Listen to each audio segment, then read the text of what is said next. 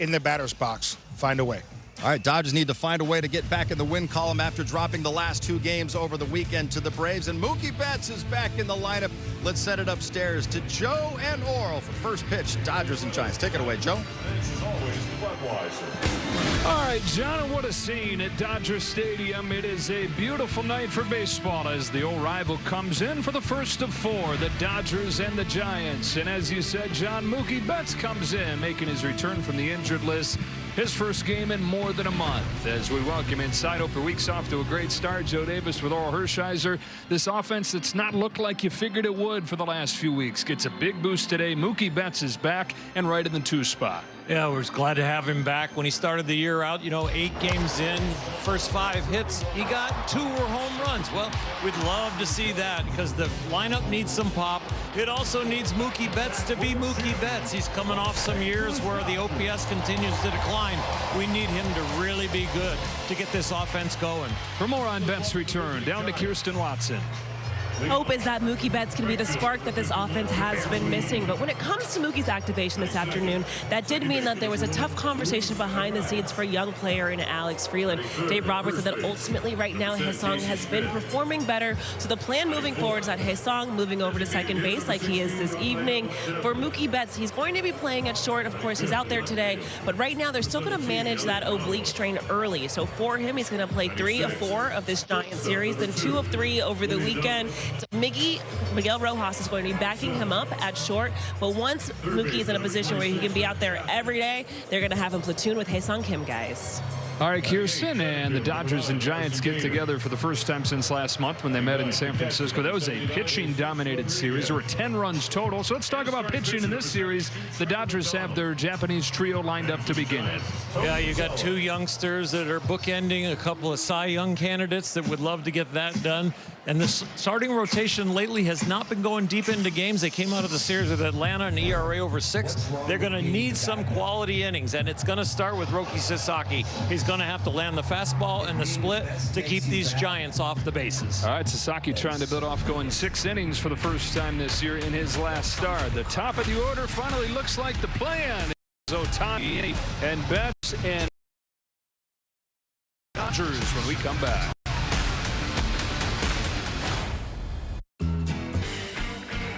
Mookie Betts back in the Dodgers lineup after missing 32 games, back in the 2-hole as well, where he was last year. Nomar, what's that first game like after missing a good chunk of time like Mookie has?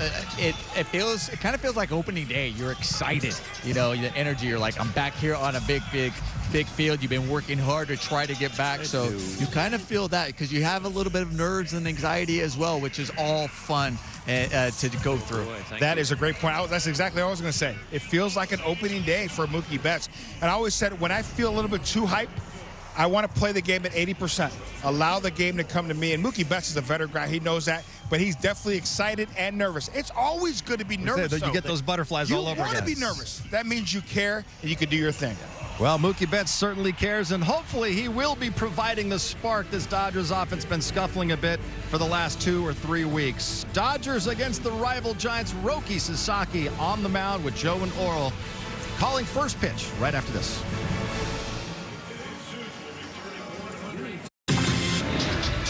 Back-to-back world champion Dodger baseball on Sportsnet LA is brought to you by Carl's Jr. Carl's Jr.'s new Western Bacon Chicken Sandwich with freshly hand-breaded all-white meat and just $5.99 for a limited time. And by your Southern California Lexus dealer who invites you to test drive a Lexus today. Roki Sasaki's headed in to make his 7th start of the season. Mookie Betts making his return. And never a bad time to see a smiling Freddie Freeman, who will bat third for the Dodgers tonight and start at first base per usual. But the Giants took 2 of 3 from the Dodgers when these teams met up last month, and so now they have the edge in the all-time series. It goes back to the 1890s, 1,290 to 1,289. Pitchers duels in those 3 games in San Francisco, as it often is this time of year. It was really cool and breezy weather in those 3 games with just 10 runs combined as the Giants took 2 of 3. And Betts is back, his first game since April 4th when he injured his oblique, and the second road game of the season in Washington, D.C. and plugged right into the 2 spot and right back at shortstop for Dave Roberts. The lineup for the Giants here in Game 1, and their manager Tony Vitello will look like this with Jung-Hoo Lee moving into the leadoff spot a couple weeks ago. Luis Arraez bats second. Casey Schmidt didn't even have a spot when the season began. He's now irreplaceable in that lineup. They're finding a way to get him in there one way or another just about every game. Rafael Devers, a couple doubles yesterday as he tries to get going. Elliot Ramos in left field hitting 5th. The shortstop is Willie Adames with Matt Chapman coming off a 2-double game yesterday. He was 1 for his previous 30. They're hoping that is a sign of things to come. Dodgers get Betts back. The Giants get Bader back, his first game in a month. And Jesus Rodriguez, the rookie catcher, bats 9th. So here is Sasaki, who makes his first start in 9 days. You got to go back to last Saturday in St. Louis when he went 6 innings for the first time this year.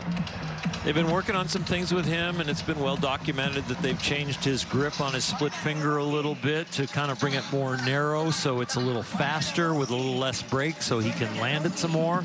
And outside of that pitch, landing that more for strikes, that's got to help his fastball, because it seems like most hitters are just spitting on the splitter and just waiting for the fastball, and they're narrowing it down to 1 speed. So you got to really be specific with your location if some hitters are just sitting on 1 speed and 1 speed only. Yeah, so 382 against that fastball. That's what's made it a big deal the last 2 starts, that he's thrown that different splitter at such a high rate in the strike zone, more than 60%. It was below 40 before he made the change to the pitch. Off we go with a fastball that Lee pounces on. Lines to left center. Hernandez plucks it. Highlight play to start the game. Well, he may be struggling at the plate, but he did not take his bats out there on this first pitch, first swat. Great catch. This is a game changer for a starting pitcher, especially a youngster on the mound trying to find some success to get that kind of play behind you this early. Teoscar Hernandez, who's had his issues, as you said, at the plate. Dave Roberts was just talking about it today. Dave Roberts always tries to find the positive. The defense has been way better, whether that's the eye test or looking at some of the advanced metrics so far for Teoscar Hernandez. Here's Luis Arraez, who gets in there in the crouch and takes a strike from Sasaki. Arraez is doing everything the Giants had hoped for and then some. The 3-time batting champion hitting .310, and he's also playing Gold Glove caliber defense at second, a position the Padres wouldn't let him play. I love watching this guy play. It just feels like a baseball game when you're up there and he's trying to swat it. He's going to make sure he makes contact. He's going to run like the wind, and now he's playing good defense. Yesterday he walked twice, which is like seeing pigs fly. Gives him 8 walks for the season, 8 walks to 7 strikeouts for the year. For Luis Arraez in his first season with the Giants. One of the lone bright spots in what has been the worst offense in baseball. Cracks this one in the air to left center field. Teoscar Hernandez with a busy start to this game. 2 up and 2 down. The Giants averaging just over 3 runs per game. It's last in the majors, and it's the worst for the Giants since 1902. It's the year before John McGraw took over as the manager. First of his 30 seasons. And now Tony Vitello in his first year as the skipper. He can't go out there and swing the bats for him, and it's a lot on his plate, a lot on his shoulders. Of course, anytime the team doesn't do well, it's going to shine on the manager some, and already skeptics coming in with him making the jump straight from college baseball. This has not been an easy start. At 16-24, only the New York Mets have fewer wins. 2 gone. Casey Schmidt hits it into left field. We got a hat trick coming for Teoscar Hernandez and a 7-pitch first for Roki Sasaki. What a catch it was. First pitch of the series.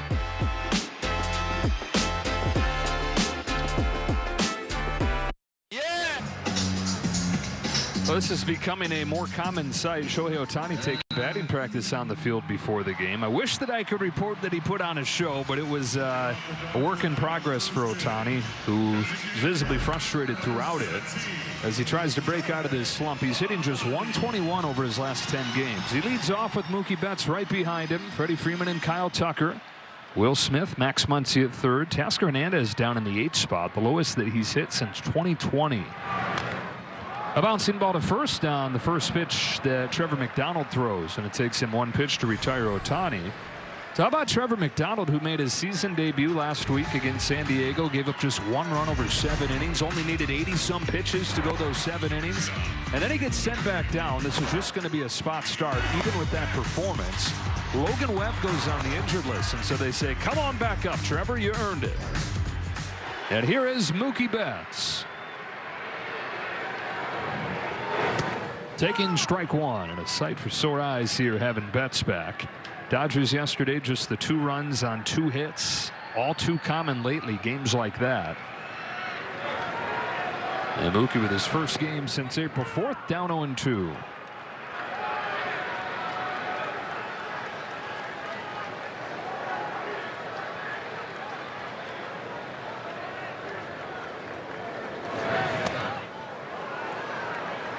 That'll test your oblique. Getting out of the way, making sure you don't get in there.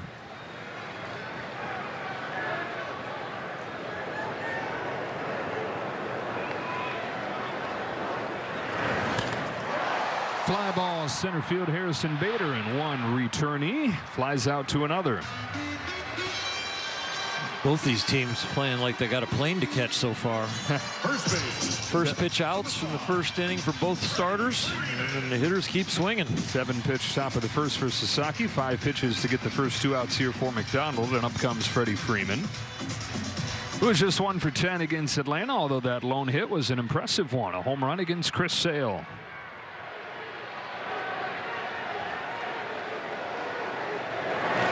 Dodgers started the season 16-6. They were the #1 home run hitting team in baseball in that time. They were #1 in batting average, so a well-rounded attack.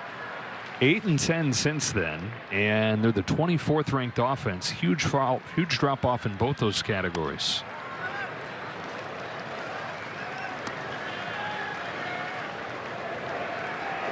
It really is about the top of the order, getting it going.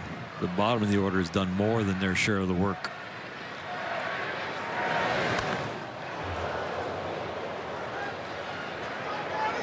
Dave Roberts immediately plugs Mookie Betts into that 2 spot. He said he liked the idea of splitting up Shohei Ohtani and Freddie Freeman, the left-handed hitters, and just change up that 2 spot, which no matter who has been in there, they've struggled for LA.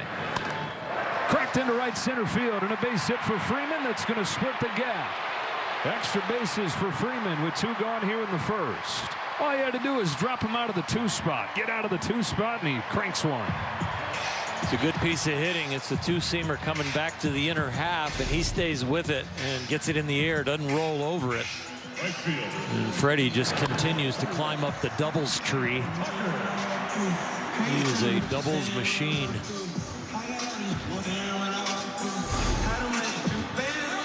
Now within 2 of the top 30. Jeff Kent, Eddie Murray, 560. Freddie now 558 with that 2-bagger. That keeps his first inning alive for Kyle Tucker. Quietly, Tucker going through a good stretch. He walked 3 times yesterday. His last 8 games, his OPS above 900. In all-star territory. And talking with some of the hitting coaches, they said enjoying the approach improvements that he's made. And now just waiting for a little better quality of contact. Takes a strike, 1-1. I like the fact that he didn't swing at the first pitch. Feels like he's getting back to himself. That one was low and was a ball. Could have a nice 2-0 count. Yeah, at his best, we're talking about the improvements in approach. At his best when he sees more pitches, works at bats. Ground ball back to McDonald. And an inning in the books here in Los Angeles. No score in the first of 4 between the Dodgers and the Giants. This is the LA is brought to you by Jack in the Box. Jack's new Smash Jack Sliders Munchie Meal with a chance to win the $75,000 prize for Jack's 75th anniversary. Hot day in Los Angeles. Cooled off as the sun has started to go down, now in the low 70s and very comfortable at Dodger Stadium. Rafael Devers leads off and takes ball one from Sasaki. If the Giants are going to climb out of the cellar offensively, this has got to be the guy leading the way. And good signs lately. First 30 games, he was a 200 hitter with a total of 6 extra base hits. Just unrecognizable for Devers. He's doubled that extra base hit total, though, over his last 10 games, hitting .333 in that time. He is that superstar hitter they've been trying to sign for years. Traded for him last year and waiting for him to contribute in that fashion this year. Behind Sasaki, 1-2. He's the kind of guy who can't take that responsibility into the batter's box because he would swing too much and chase too much. He's got to just let the game come to him.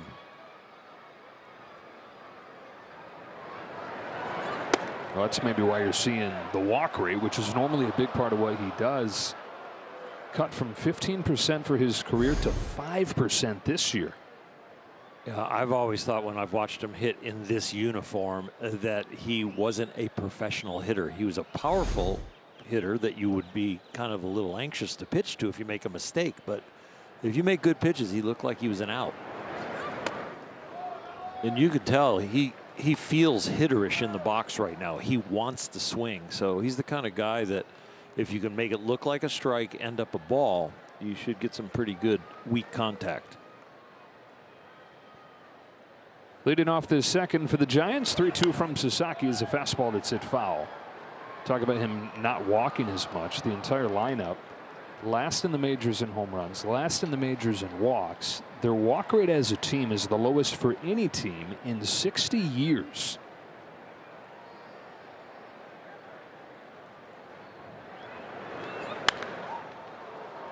Down the line to left, Hernandez over. See if he's got room. Not quite. What makes it even more remarkable that the walk rate is so low is that across baseball the walk rate is up. We're finding that that's one of the outcomes of the ABS. The strike zone a little bit smaller. Walks are way up across the league, but an historically low rate for this team. He should have walked on that last pitch. Instead, he'll see an 8th from Sasaki. And crank it to right center field. Tucker's going back. He'll turn and watch it fly. And Rafael Devers finds the seats to start the scoring. So Sasaki, who needed 7 pitches to go 1-2-3 in the first, needs 8 against Devers alone, and Devers leaves the building.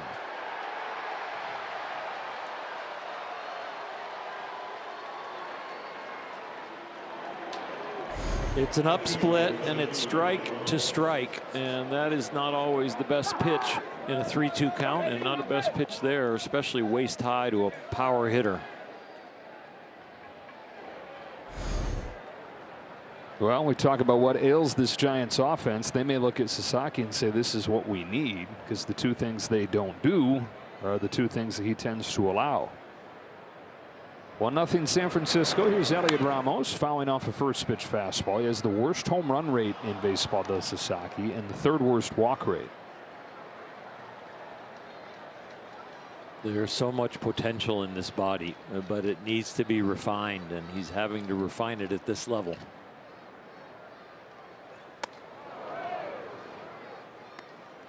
He gets an extended chance to do that. It doesn't sound like that there was thought of sending him down, but Blake Snell comes back from the injured list, and that was looming all along, but it happens at the same time Tyler Glasnow goes onto the IL. Tapper right side that finds a hole with the defense shifted around on Ramos to pull, and back-to-back hits to open this second. It's the kind of luck that Snell had in his first start back.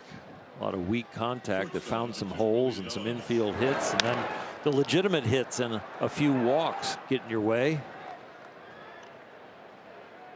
You got to show some mental toughness right now. Giving up the home run and a weak base hit, you can't think it's going to spiral out of control. You got to get right back on the mound and get back in the zone. Here's Willie Adames. We talk about Devers needing to get going. Really the big 3 for the Giants, and Devers, Adames, and Chapman, who they're paying a total of $600 million. Those guys got to get going. OPS of 620 combined. That home run for Devers just the 10th between the 3 guys. Runner takes off from first as Adames fouls it off himself. Giants coming off winning 2 of 3 against the Pirates, and the best thing that happened in that series from their perspective is all 3 of those guys are showing signs of improvement. For Adames, 3 hits yesterday. First time that he had knocked in multiple runs in a game in a month. Ouch. Even with the pad there. The hard plastic's in the middle portion of those pads, but it gets cotton and soft around the edges.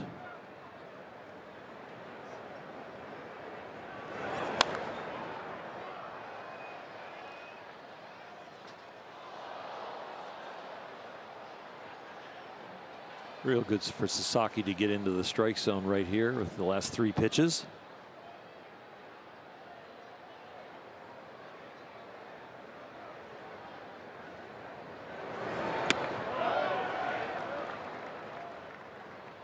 That's just a nasty splitter. When he gets a feel for that with that action, he's just got to throw it right down the middle.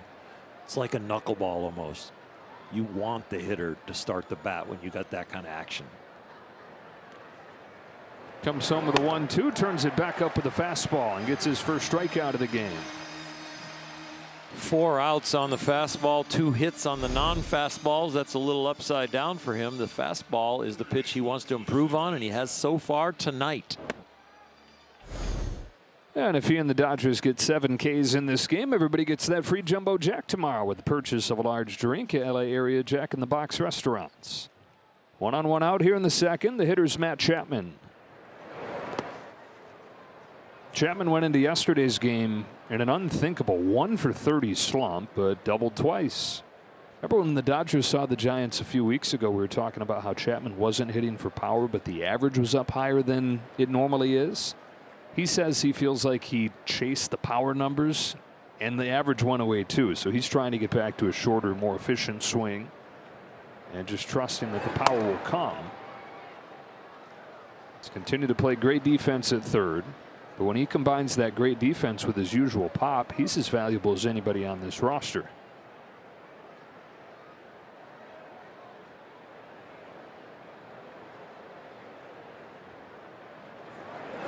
And not just on this roster, his 2 years with San Francisco. The batter is challenging the call of strike. The National League WAR leaderboard, Ohtani, Lindor, and then Chapman. And he challenges his pitch. Powered by T-Mobile. Ball's overturned. The pitch is the ball. San Francisco. Yeah, and he wins that challenge. Remaining. So it's 3-0. We don't usually have the full graphic from ABS where you got almost 2 inches missed.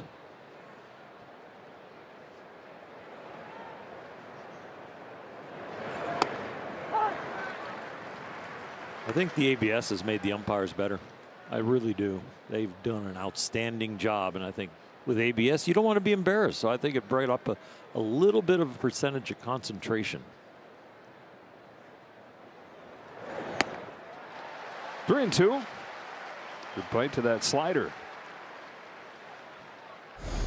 The velocity is up. That means the arm speed is up. That means if you're spinning the ball properly, it's going to be a sharp break.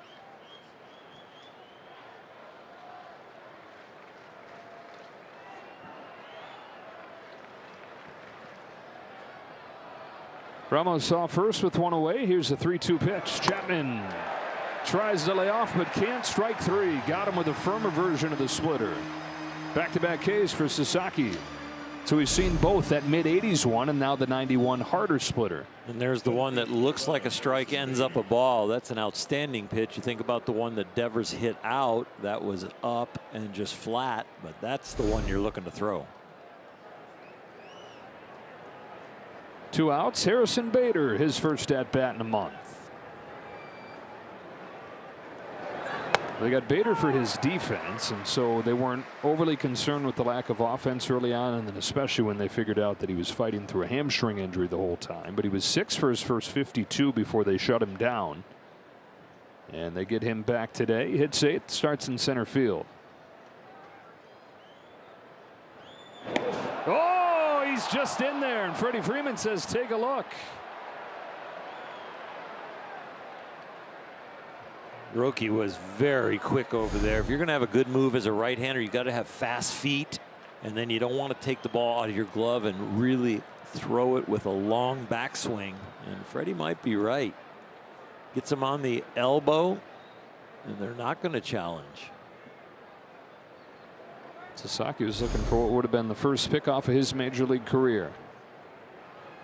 Instead, goes back to work against Bader. Here's his 0-1 pitch. Bader swings and misses. Roki's delivery for me is so much better when there's a man on base. It really calms down his back leg. I would love for that back leg to stay a little taller, but at least what he does with it is more consistent.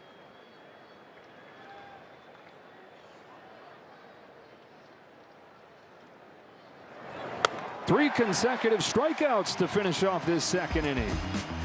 That gives up the home run to Devers, but then 3 Ks to finish it off.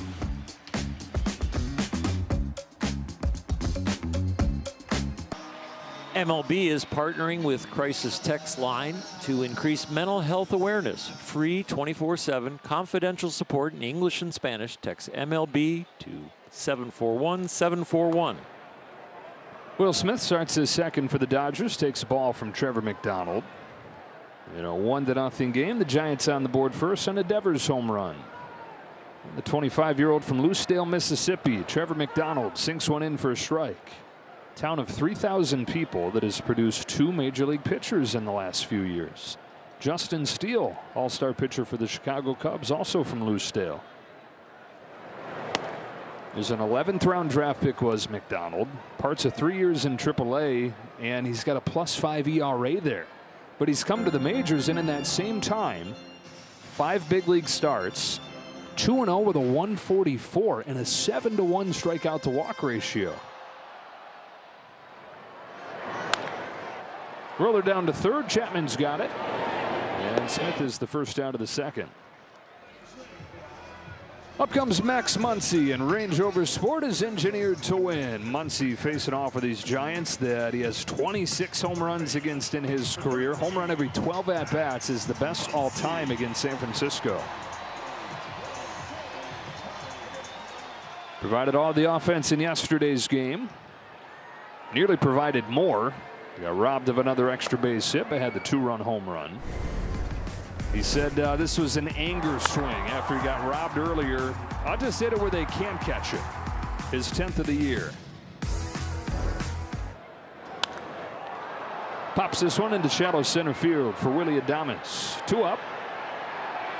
Eventually 2 down.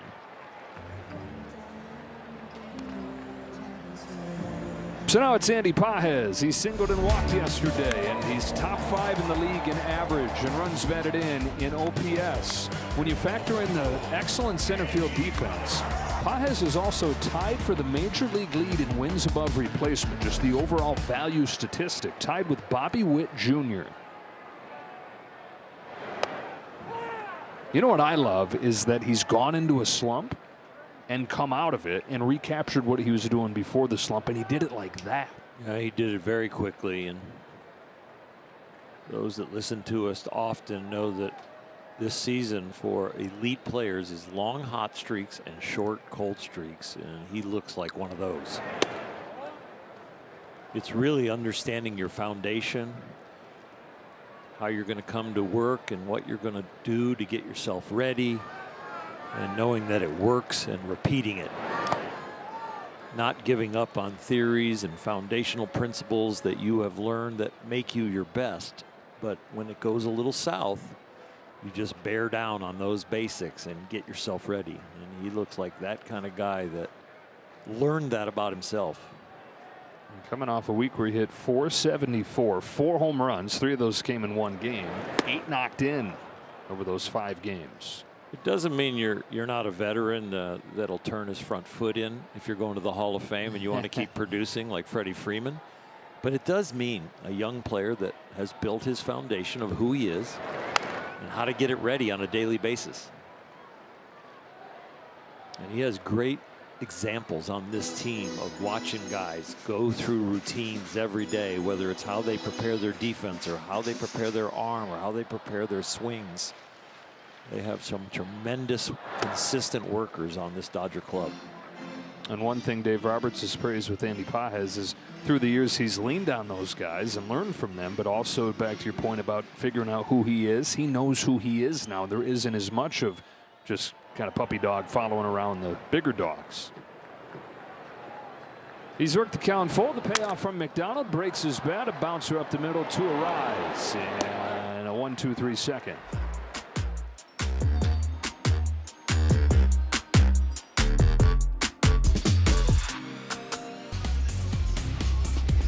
Rookie Sasaki, for just the second time in his career, strikes out 3 in an inning, and already within 4 are the free Jumbo Jacks with the purchase of a large drink tomorrow. It is 1-0 San Francisco on a Devers home run.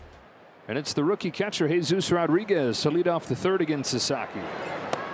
Rodriguez came up last week and hit .353 over his first week with the team, capping that with a walk-off hit in the 12th inning yesterday.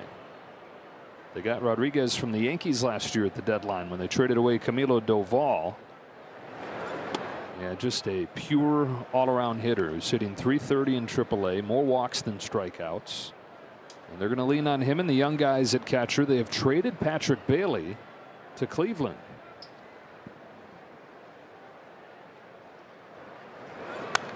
We were asking the question, or when we were in San Francisco, how do you reconcile the lack of offense that Bailey brought, you know, with everything he brings defensively? And you get it, you get the value that he was bringing defensively, but at an offense starving for any kind of offense, they just couldn't take it anymore, no matter how good the defense from Bailey. And so he's out and Rodriguez in. 2-2. They got another rookie in Daniel Susac, who was off to a good start and was starting to take at bats away from Bailey before he got hurt, but he's coming back from injury soon. And Buster Posey going to roll with the rookie catchers the way the Giants rolled with him on the way to the championship in 2010. Saki stumbles in his delivery there.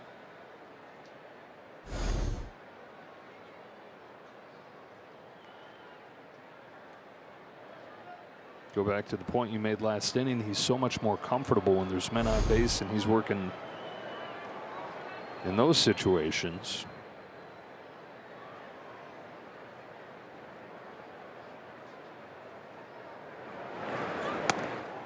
That's a leadoff walk for Rodriguez. So he walks the 9-hitter to open the third, and we get a word from Echo. It's time to go yard. Echo, power on and on.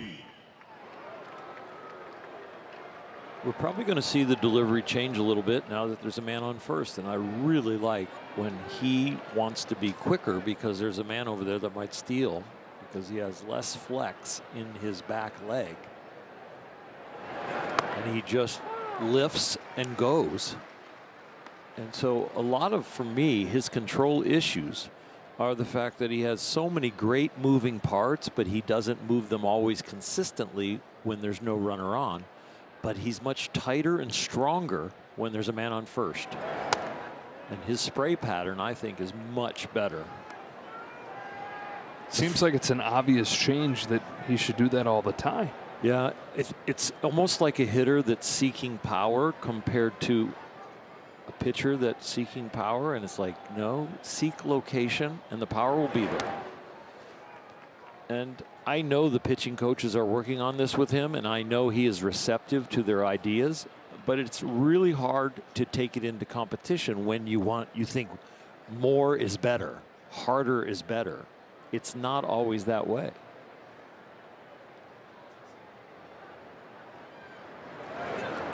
And I would think, too, it's what made him, I'm sure he thinks, part of what his dominance was in Japan was that big delivery that led to the velocity. And so to give up on what got you here is probably not an easy thing mentally. Even with the league screaming at you that you might need to.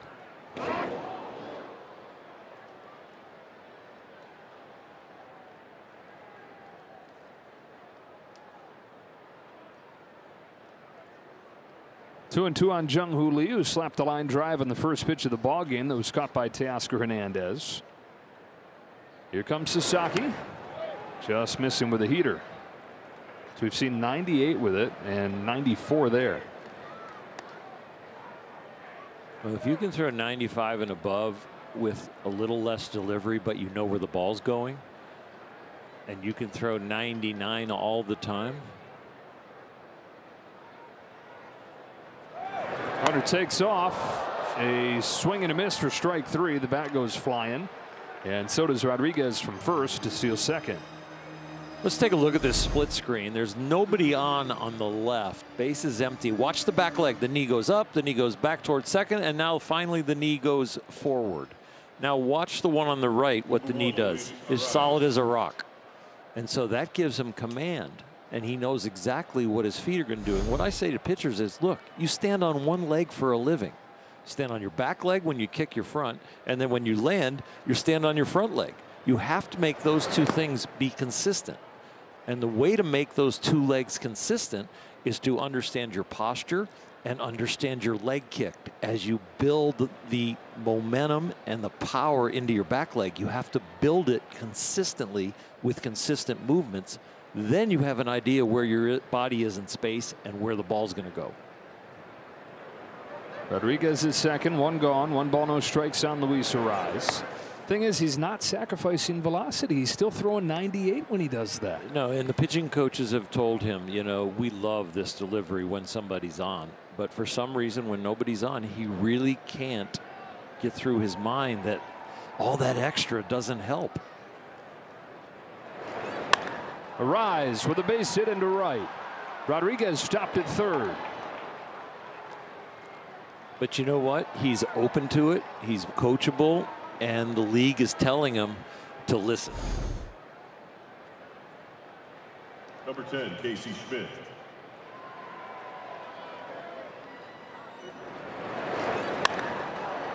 A guy that's very low exit velocity from the bat hit that one squarely and hit it hard. First and third for the Giants with 1 away is a word from Mark Pryor and a word from Carl's Jr. What the cluck? The new Western Bacon Chicken Sandwich. Only at Carl's Jr.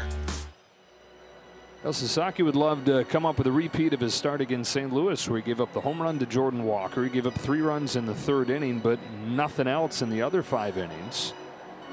Retired 10 in a row to finish that outing. And even if you have to squint to see it, Dodgers say improvements with each outing, whether that's incorporating the new splitter or fighting through 6 innings last time for the first time.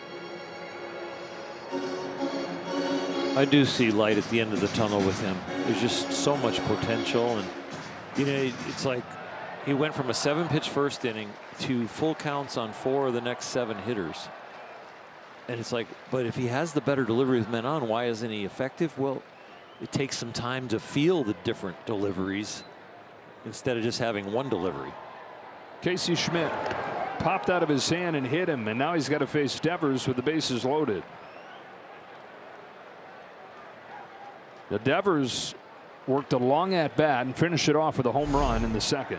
Here's the pitch sequence, and you can see when the ball is out of the zone, it's got some action, but it's too far away to get swung at. And then when he's in the zone, that's when Devers is attacking, and here it comes. Kind of a lazy split that he gets to. Devers showed good discipline of hacking at balls in the strike zone. Big spot early in this game. Strike 1 with a fastball. The pitch before the home run was ball 4, slightly outside, but it still was in the vicinity for a guy who's really aggressive. And then the 3-2 splitter that hung, he got him with it. Walk, a single, and a hit batter to load the bases here for the Giants. 0-1 from Sasaki. Devers grounds it foul. Strike 2. You hit a home run off me on a hanging splitter, I'm attacking you right now with my fastball because it's been one of my best pitches here tonight.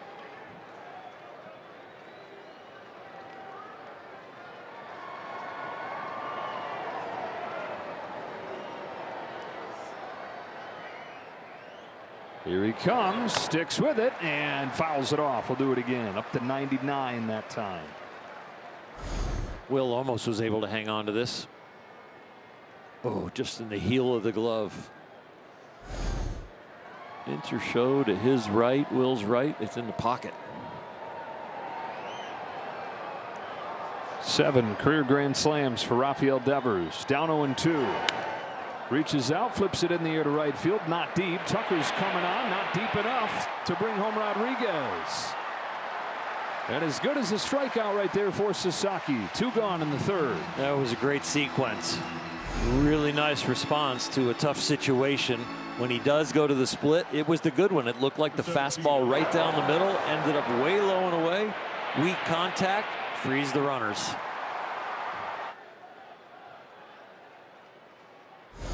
That's Sasaki trying to make this an early turning point. Bases loaded for the Giants, 1 out. He gets Devers. Now 2 gone for Ramos.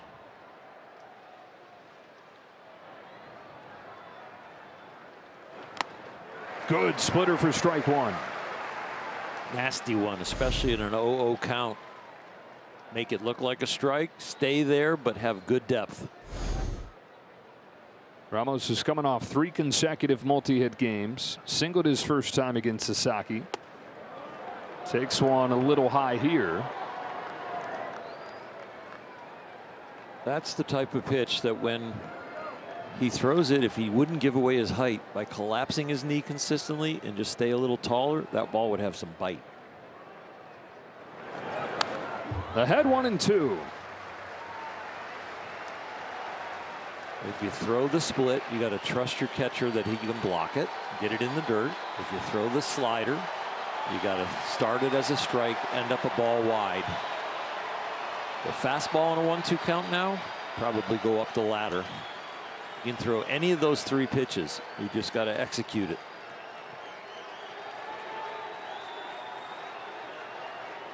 Sasaki fires. Tapper down to 3rd. Muncy's got it. Fires across the diamond himself. And somehow Sasaki gets out of this unscathed.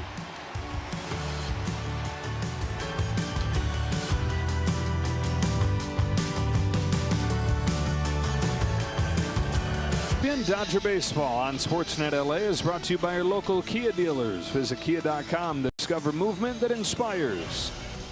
A Rafael Devers home run, the difference in this game as we go to the bottom of the 3rd, and Teoscar Hernandez leads off. Hitting 8th today. It's the lowest that he's hit in the order in 6 years.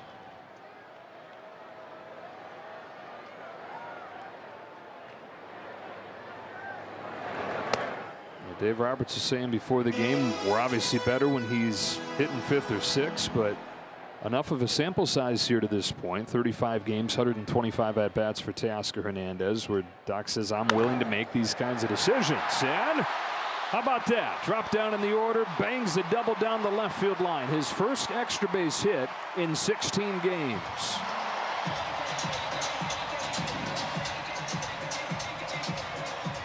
All kinds of emotional wake-up calls, right? Sometimes you got to shock the system. Sometimes the manager has to shock it for you. Teo has been trying, and it hasn't worked. Well, maybe Dave Roberts, some conversations and a little physical move down to the bottom of the order. Teo would be glad to wake up on time. Yeah, and he's the tying run in scoring position as Ha-Seong Kim comes up to the plate. Kim wins the game of survivor between him and Alex Freeland we've been talking about for the last couple of weeks, with Mookie coming back.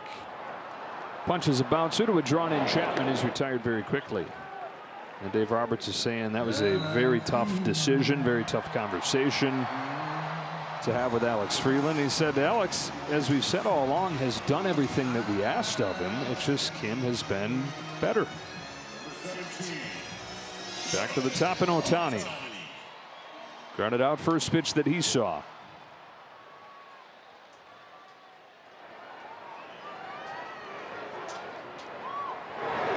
And that ground out to first base on the first pitch of the ball game is a microcosm of what we've seen from Ohtani, where he's making more contact than he ever has. It's just the quality of that contact not as good. More ground balls, not as many line drives.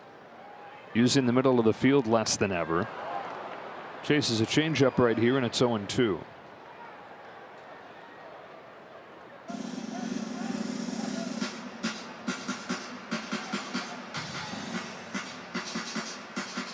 Be nice to see this guy break out in a big way. But more importantly for me is for him to know he's found it, that something has clicked.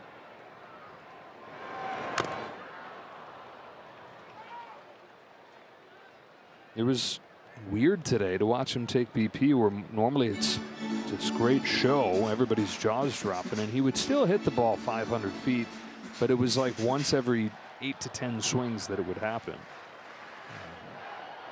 His first few rounds, he actually had his bat on his shoulder. He wasn't in his normal stance, so you knew he was looking at it as kind of a drill to feel something different.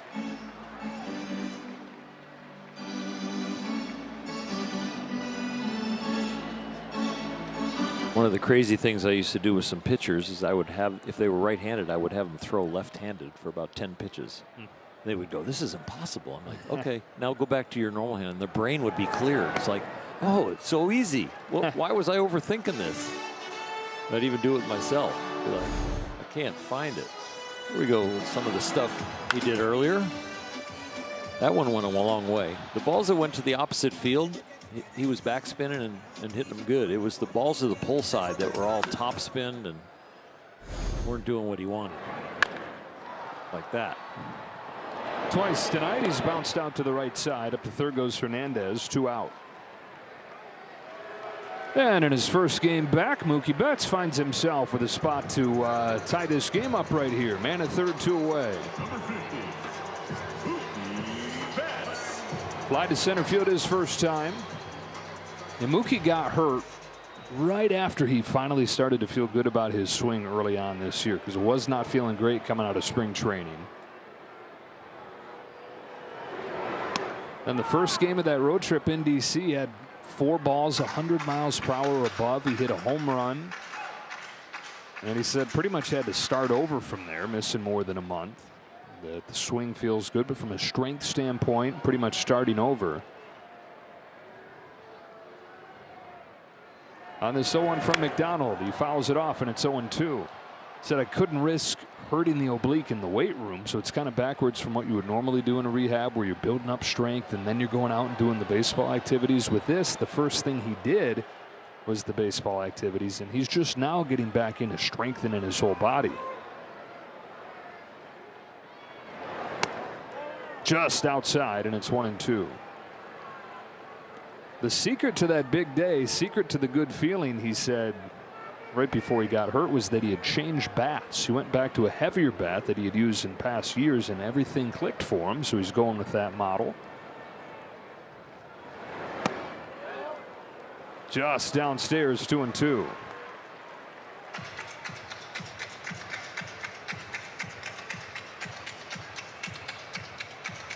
Teo was the first leadoff hitter the Dodgers have gotten on in a while. They've only had one other in these last 2 games.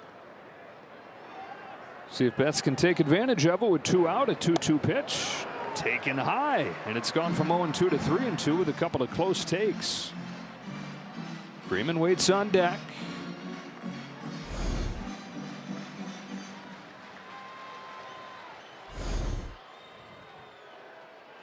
The payoff to Mookie Betts. We'll do it again.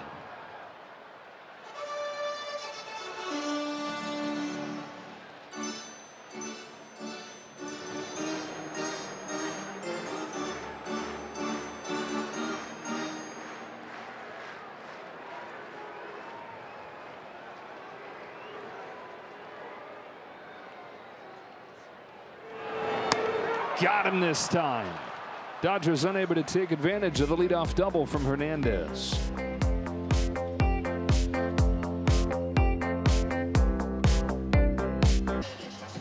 Well, our thoughts and prayers are with the family of Rene Cardenas, the legendary Spanish language broadcaster who mentored Jaime Jarrín back in the late 1950s in the Spanish language booth, but passed away at the age of 96.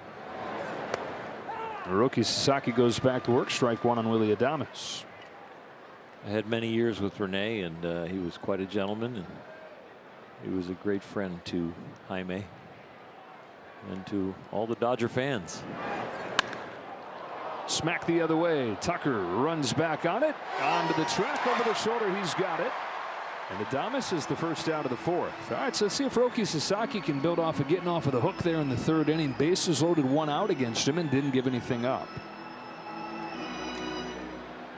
I'm really looking forward to him just continuing to refine his mechanics, and if he can move his body consistently, we know what the arm can do. One out in the 4th inning. Matt Chapman's the hitter. Strike one with a fastball. It's a part of the order that Sasaki carved through his first time. 3 straight Ks against Adames, Chapman, and Bader.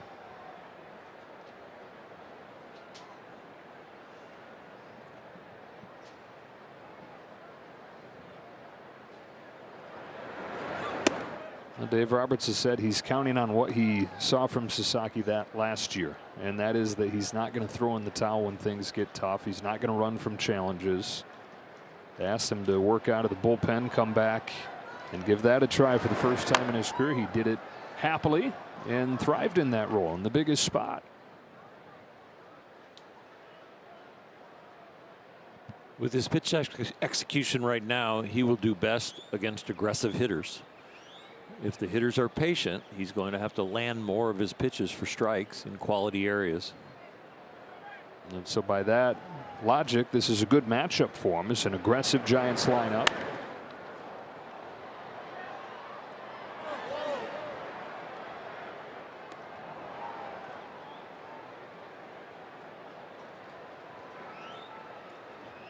A lot of swings, a lot of contact.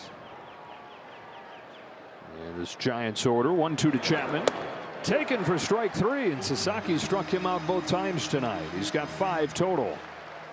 This is a splitter that looks like a high fastball at first, but then drops in the zone. Looks like it's going to be up by his shoulders, but then the spin takes over and puts it perfectly.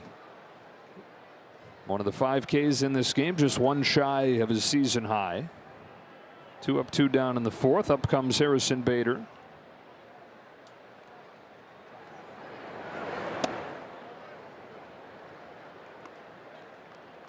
Bader, strikeout victim his first time. And in a lineup full of aggressive guys, nobody more aggressive than Bader.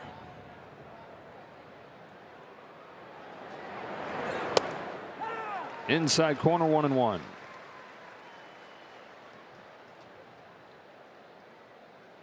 Bader in his 10th season, 7th different team that he's played for. The Twins to the Phillies at the deadline last year. It's his best offensive year last year, in addition to his Gold Glove defense. The Giants signed him to a 2-year contract, loving the defense, loving the edge that he brings. Harrison's from New York City, and he says any of the edge that he may have comes from growing up there. On a 2-1 from Sasaki, swings over the top of a splitter that just nosedived, and it's 2-2.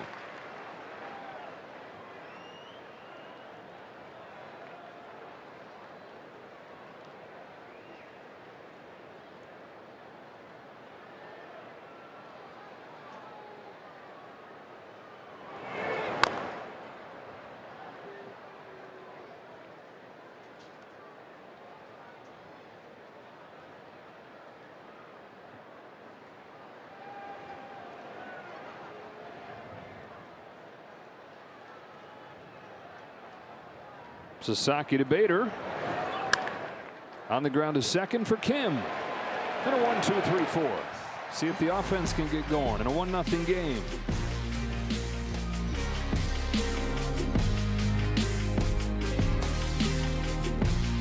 Join the Dodgers on Wednesday for World Champion Gold Jersey Night. The first 40,000 fans will score an exclusive gold jersey. Visit Dodgers.com/promotions for more information.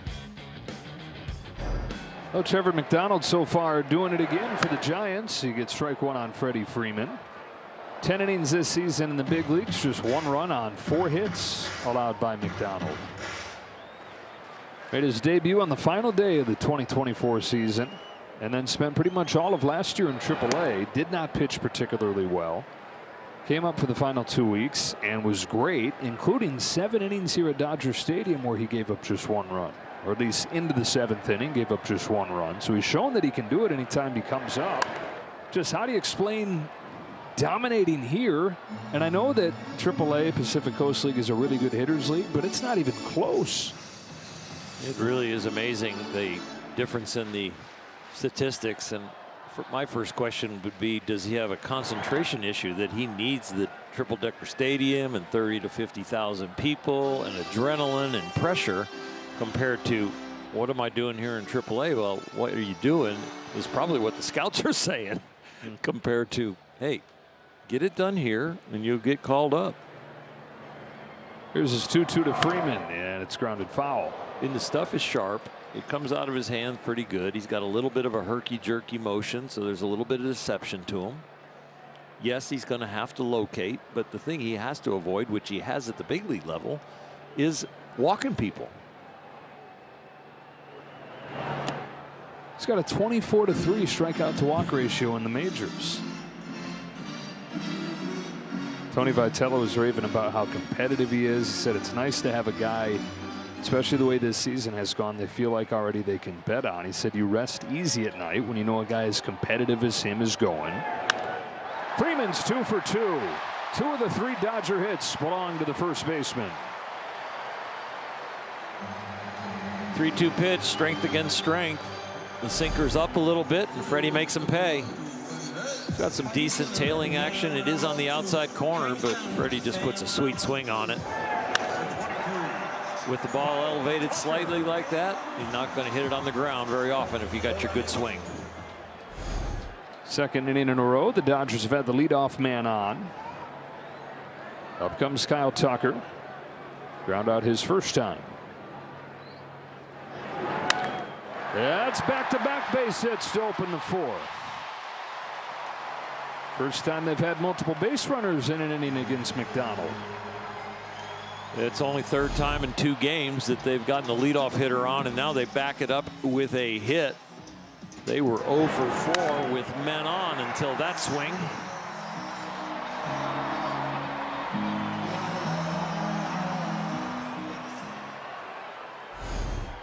First and second, nobody out. Will Smith.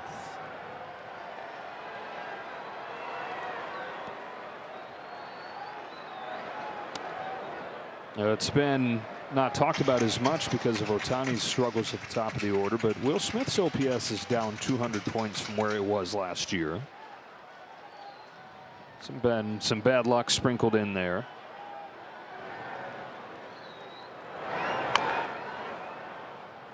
Hasn't pulled the ball with authority as much as he usually does.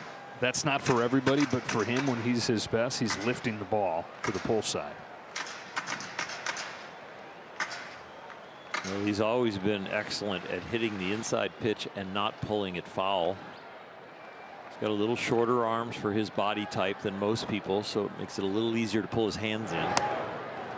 And he's always been very stable with his swing and his balance. An outstanding golfer that really understands posture and the rhythm of a golf swing, and he brings it into his baseball swing. He's got Freeman at second, Tucker at first. 2-1 pitch. Checks his swing, ball 3. So because he's so good pulling the ball, pitchers tend to try and stay away. It's one thing to try to stay away. You've got to execute that. He's going to hurt you if you don't. And Robert Van Scoyoc was saying today it feels like he's been pitched particularly well. Guys hitting their spots when trying to stay away from him. Makes it hard to pull it. Has one left over the plate here and scorches it to center field. A base hit to load him up. 3 consecutive singles to start the 4th for the Dodgers. Here we go. Dodger lineup looking like it's a gauntlet to go through. And this is down the middle, starts on the outer half. He does a nice job, gets a little off the end of the bat, and you're kind of glad because it falls short of the center fielder. And you got the right guy coming up here with the bases loaded. As hot as he's been, and against the Giants, you always like Max Muncy at the plate. I was talking to Nomar today before the game, and he said that this is the best that he thinks he's ever seen Max Muncy look. Well, we know that Max feels good about the swing. We know that he's getting a lot of reps because he's healthy. We know that the health is at a place where everything is being able to be worked through the zone exactly the way he wants it. So, yeah. And isn't every player in the best shape they've ever been when they come out of spring training? Yeah. Nomar said he said to Max, hey, like, you look awesome. I told him the same thing he told me, the best I've ever seen him. Max said, I'm glad to hear you say that because I feel like I should be hitting 800 and I'm not. So and Nomar said to him, stay right where you are. It's a guy who almost hit 400 in the big leagues. I'd listen to him. Dodgers down a run, but the bases loaded, nobody out in the fourth. First pitch to Max Muncy is taken outside, ball one. Happy to have another shot here with the bases loaded. We were talking about him getting robbed yesterday in this situation. Redemption shot. 1-0 pitch. Ground ball right side and through. Freeman's in to score. They stop Tucker station to station in a tie ball game. 4 straight hits in the fourth. 1-1. Well, yesterday he got robbed by a great play by White in right field. This brought on an angry swing in his next at bat where he hit the home run. But this play with bases loaded should have made it 4-3. Dodgers down by 1. Instead, the rally was killed.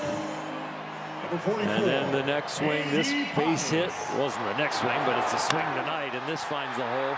2-hopper, station to station, as there's no outs. Pages, ball one. Eli White, by the way, placed on the concussion list today after that tremendous catch. El Pages, one of the league leaders in RBIs because he's second with runners in scoring position, above 400. Backs up, misses in, and a challenge here from the rookie catcher Rodriguez. Yeah. Powered by T-Mobile.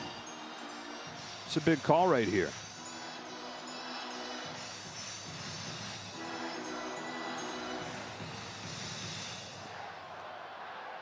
They're actually going to say that it was a check swing, so no challenge. He went around, so 1 ball, 1 strike. McDonald comes back home. Pages chases, strike 2. Just look at the pitch before, and they call it a swing. So even though he's challenging the call behind the plate, don't worry about the challenge.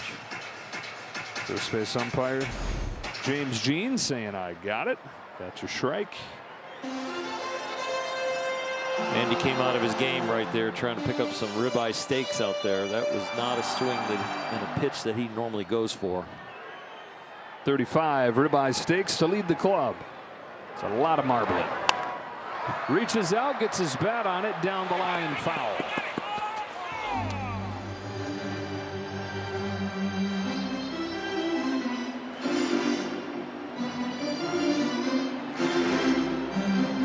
Dodger offense that had just 2 hits yesterday. 4 in a row here in the 4th inning.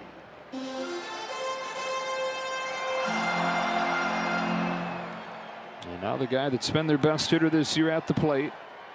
1 ball and 2 strikes on Pages. McDonald deals. Pages breaks his bat on a bounce to short. Adames to second. Water rise to first. A double play. 6-4-3. Dodgers take the lead though as Tucker comes in to score. You push the run across, you get no ribeye steak, but it'll taste a little bit like a fillet when you get the run across and take the lead. This Dodger offense has struggled a little bit, so they're glad to kind of get out of the doldrums here in this inning.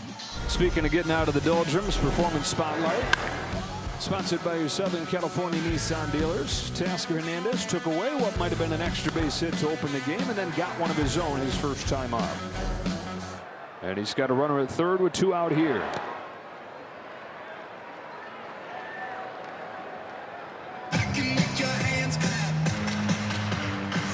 Teo brings the energy every day, but the energy he'll bring if he gets another hit here will feel a lot more natural than something that is more serving to his teammates.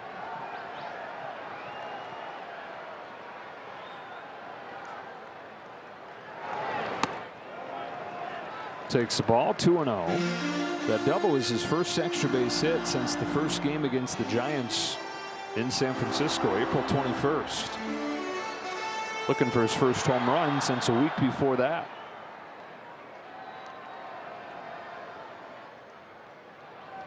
The 2-0 pitch to him. Sinks back in, 2-1. Challenge from Hernandez. Powered by T-Mobile. And it was outside. Ball 3. Los Angeles has 2 challenges remaining.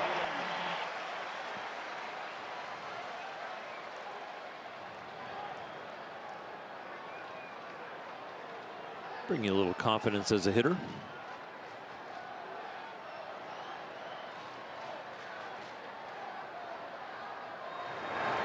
It's a rare walk from McDonald.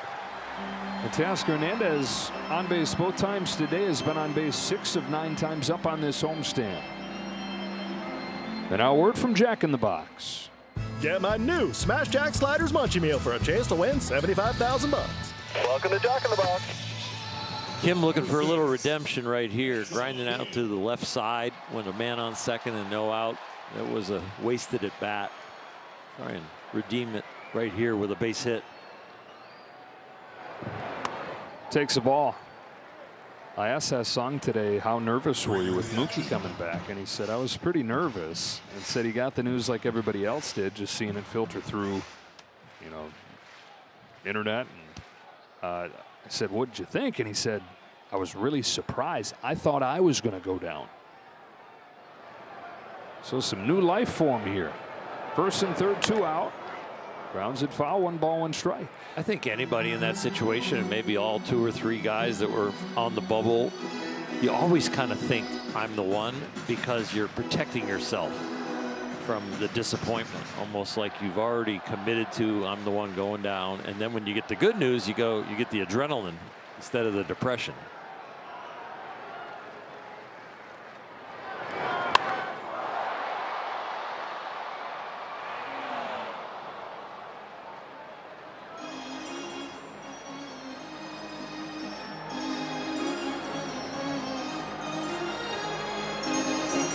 The biggest improvement for Kim so far in year 2 has been what he's done in these 2 strike counts. He's dropped his strikeout rate by 10%, 30%, which is not good, to 20%, which is better than league average. Scott Smith at third, Hernandez at first. The 1-2 from Trevor McDonald. 2-2. Ohtani on deck.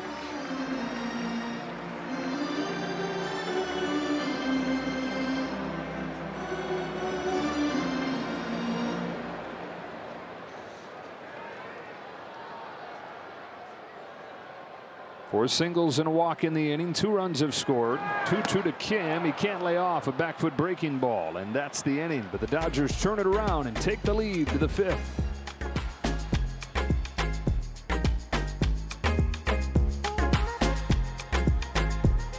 Dodger Baseball on Sportsnet LA is brought to you by your Toyota dealers. We make it easy.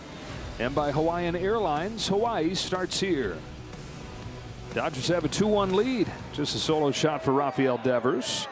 As we go to the top of the 5th inning, and the 9-hitter Rodriguez takes a ball from Sasaki.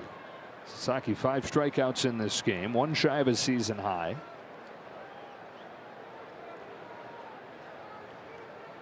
Walked Rodriguez his first time. Ball and a strike here.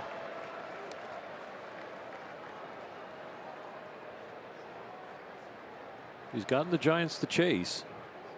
He's thrown about 38 pitches out of the zone and gotten 14 chases. Got one there. Backhand Muncy covers a lot of ground just to get there and fires across to get Rodriguez. Well done. The 1-hop throw to first base was invented by Davey Concepcion when he was a Cincinnati Reds playing on the AstroTurf. Now it is a staple in the big leagues. One of the subtleties of the Big Red Machine. It's known for bashing baseballs, but more to it than that. Lee at the top of the order takes a first pitch slider for a strike. Lee's 0 for 2 today, lined out his first time and struck out. And very streaky this year has Lee. Good bat to ball guy, so you don't normally associate that with streakiness. Where that can come, though, is that when you're a bat to ball guy that doesn't hit it particularly hard, you can be at the mercy of the whims of balls in play luck. Because when you're not hitting it particularly hard, with defenses the way they are these days, a lot of it is you just got to have the coin flip land right for you. On a 1-2 pitch. Taps it up the middle. Mookie Betts is there. 2 out. Mookie Betts here in the 5th inning puts his glove to use for the first time in his first game back.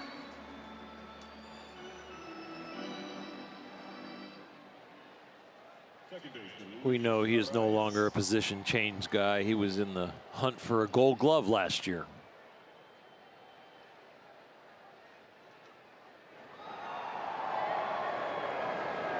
Back to the top and a rise. It was 1 for 2. Roki is bumping up against 70% strikes. Throwing it in the zone more and getting them to chase. In the zone a little over 50% and getting a lot of chases from an aggressive team in the Giants.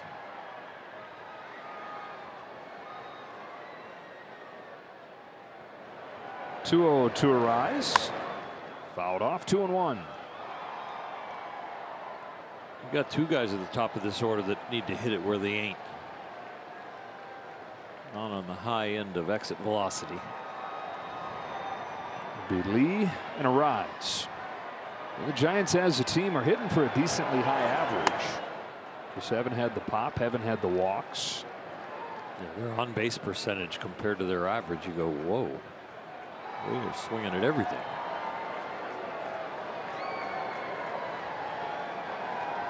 (3-1) pitch. A rise, sends one in the air to left center field. Pages and Hernandez coming together. It's Tasker Hernandez, and we're halfway home in Los Angeles with the Dodgers in front 2-1.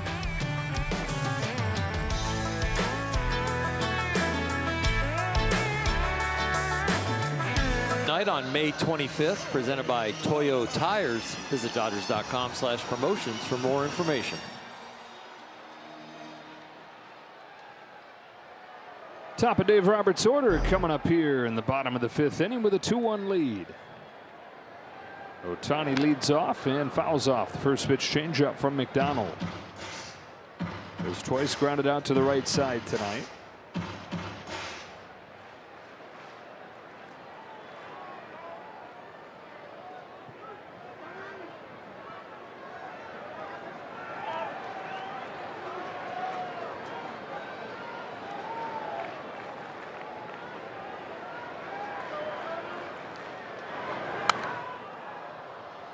Back-to-back changeups.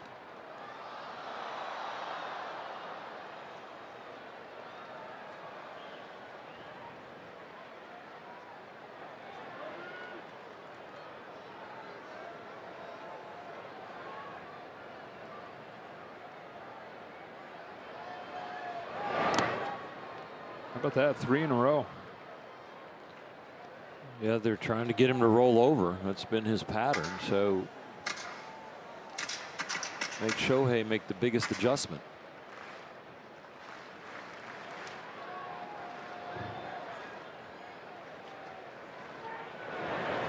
Four in a row, and he strikes him out.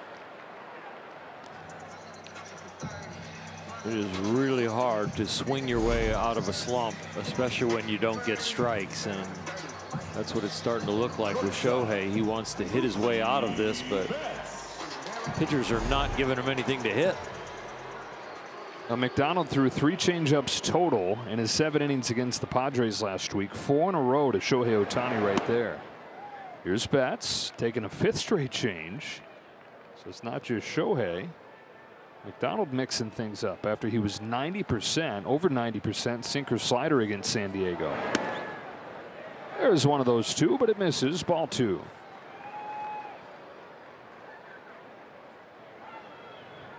Third time around the order, trying to show him a different look.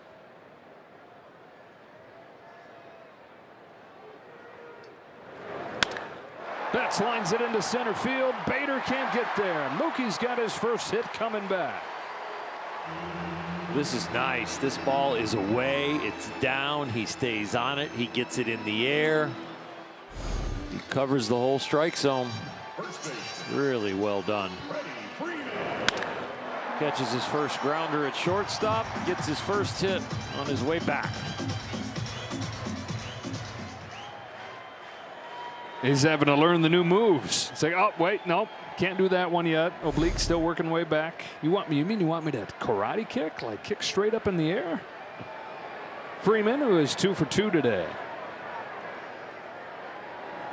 Dodgers 2 runs on 7 hits after they managed just 2 hits yesterday. This is the portion of the Dodger lineup that tonight is swinging the bat the best. These next 4 hitters have looked really good. And maybe the domino effect of Mookie Betts coming back into the 2 spot. Everybody else slides down, and 2 through 6 in the order all have hits. Yeah, this is a challenging part of the order right now, the way they're swinging the bat tonight.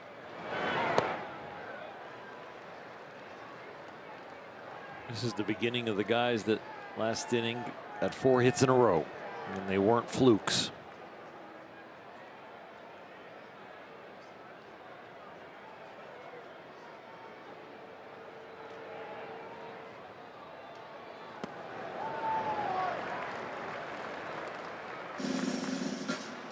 That's the kind of take we needed Shohei to have. Ball down there by your ankles, not trying to hit it just to hit it, but to take it.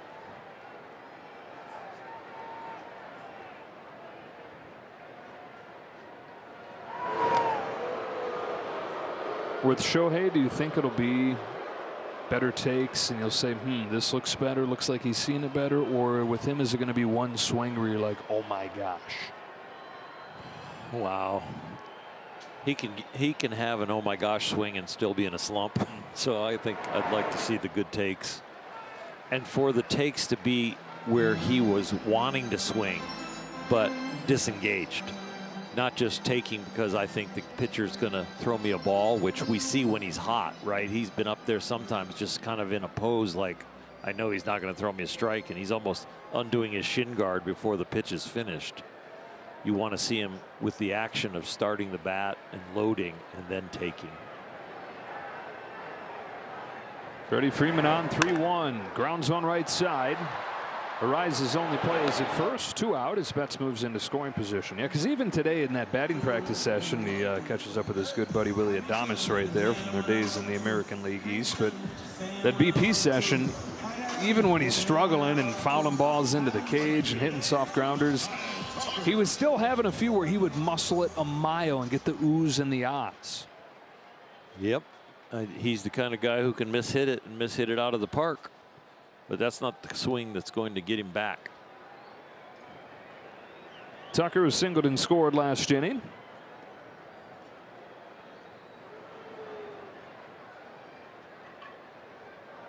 That's his second, 2 out.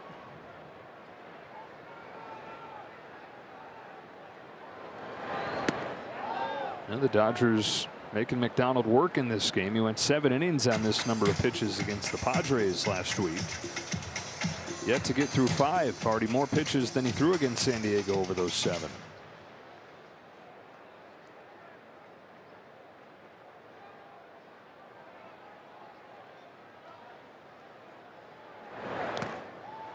Two and 0.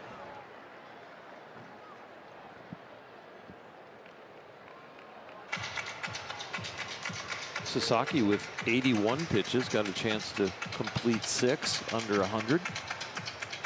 That would be an accomplishment. Where the arrow is kind of pointing up as far as what he's learning and doing.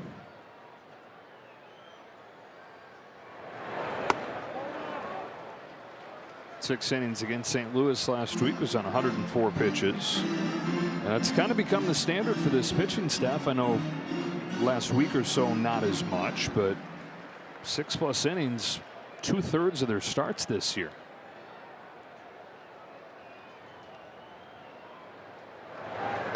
Four-pitch walk. Tucker's on, and we get a word from Morongo. Midland live July 18th. Get tickets now. Morongo. I have to double check, but going into the Astros series, the Dodgers' average length of start, year-to-year improvement last year to this year is the biggest year-to-year jump in franchise history, and the 7th largest for any team year-to-year in baseball history. Inside corner for a strike on Will Smith. Well, this is a stretch of They're in the middle of a stretch of 13 games in a row without an off day, so those starters going deep into the game really can help the bullpen. How about what Robleski did yesterday?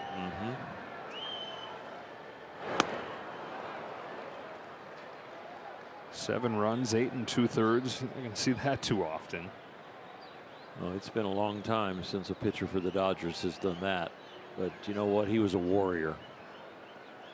And a lot of it, he lost sleep over a play that he made on a comebacker that could have got him out of a tough jam. Threw the ball away, didn't get a double play, and so the inning continued and more runs came in. 2 on, 2 out. Here's an 0-2 pitch to Smith. He's down swinging. That changeup working for McDonald tonight. 5 innings in the books. The Dodgers by a run.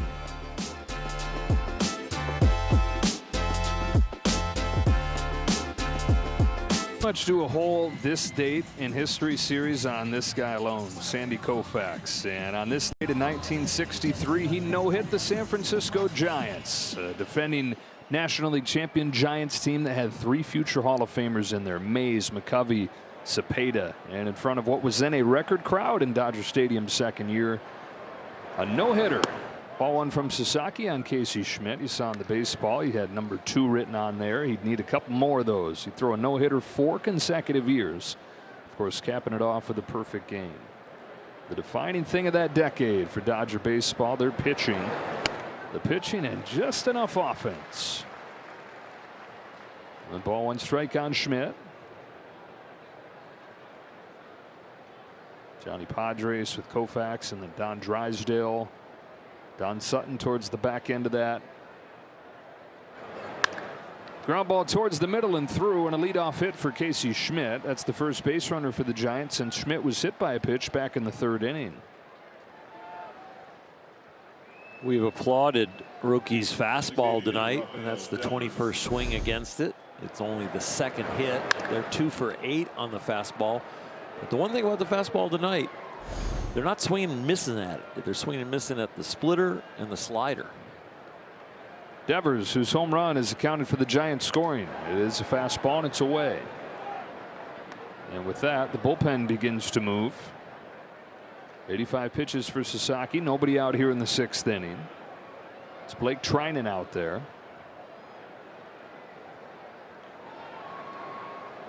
Sasaki's 1-0 is off the end of the bat and floating into left center field for a hit from Devers. Schmidt going to 3rd. Throw from Pages offline. Devers will take 2nd. Go ahead run in scoring position with nobody out. We're probably going to get a visit here after this, since the bullpen was just starting to warm and all of a sudden the inning is getting out of hand. So Blake will be told to hustle it up, and maybe even Mark Pryor will get somebody else up too. Looks like they're not going to visit with him on the phone. Go with it for right now. So 2nd and 3rd here, nobody out. The hitter's Elliot Ramos.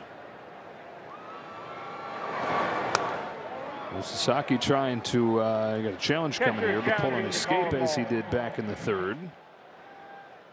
It's ABS challenge powered by T-Mobile, and just barely brushed the edge of the zone, so strike 1. Los Angeles has 2 challenges remaining. Back in the 3rd inning, Giants had bases loaded with 1 out, could not score. Here's 2nd and 3rd, nobody out. Ramos, who has 7 hits his last 4 games. Swings and misses, and it's 0-2.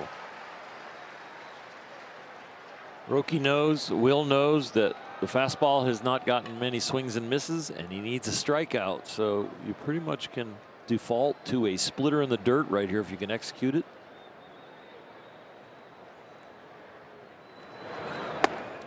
There's a splitter that popped a little bit. Yeah, you see Will's body language and glove, the target down in the dirt. And sometimes when you go for a better one, it's worse. You just got to throw another good one. The 1-2. Back to the fastball.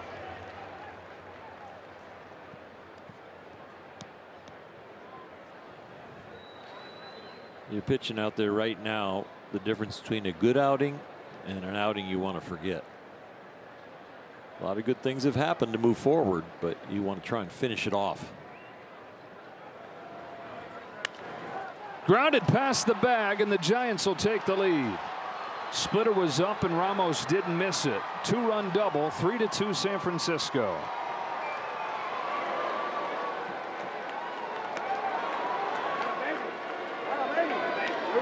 It's like real estate. It's all about location, location, and location. And this one's up. The same altitude that Devers' home run burned him with. When it's down, it's really good. And when it's up, the big league hitter makes him pay. And so Sasaki, who had retired 8 in a row coming into this 6th inning and had realistic hopes of getting through 6, gives up 3 straight hits and doesn't record an out in the 6th. He'll leave for the Giants ahead 3-2.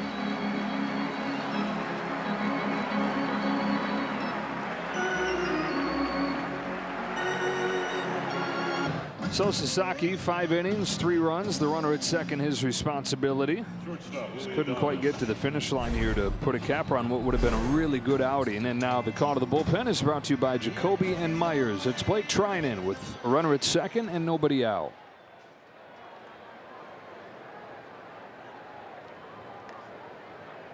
The hitter is Willy Adames. Went 0 for 2 against Sasaki. Yeah, it takes a first pitch sweeper that misses. Trinan was saying the other day that he just feels like every year his sweeper, his slider is different. He's trying to get a hang of how to make it move the way he wants it to.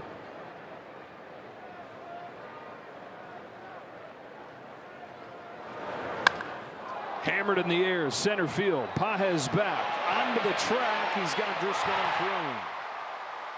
Ramos to third, 1 away.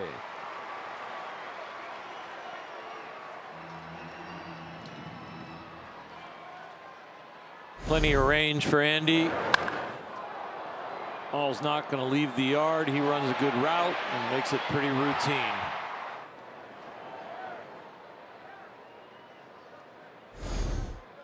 And now the infield's going to come in. A 1-run game with Ramos 90 feet away and Matt Chapman up. Chapman, for one, happy to have Roki Sasaki out of there. Struck out both times against Sasaki. Although lately it hasn't mattered who the pitcher is. Chapman has really been searching for it. Yesterday notwithstanding. He's 3 for his last 37 is Chapman. On this 1-0 from Trinan. Swings and misses. Had a sweeper that had healthy movement to it. Evens the count up 1-1. You know, pitch 1 was kind of a ball out of hand. Pitch 2 is a strike to a good location.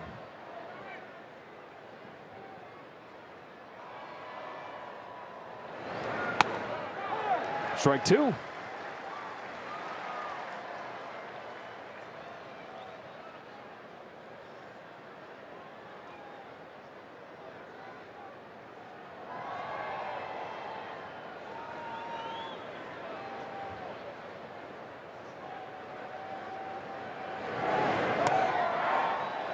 Lays off. Count evens 2-2. The bullpen for the Dodgers lately, probably their biggest strength. 1.30 ERA the last 14 games. Second in that time, 4th overall. Remember, this is a pen that last year was 21st in the majors. 2-2 to Chapman. Sharp grounder to a drawn-in Betts. Comes home and they've got Ramos. 2 gone in the 6th. The throw doesn't need to be accurate when it's hit that hard and you have a quick release. Well, Mookie knows, with some fast footwork, gets it to Will as soon as possible. Will's got plenty of time to find the tag. So the drawn in infield works. 2 away in the 6th inning. Harrison Bader goes up. Bader 0 for 2 in his first game off of the injured list. And now 6 for 54. Swings through a fastball.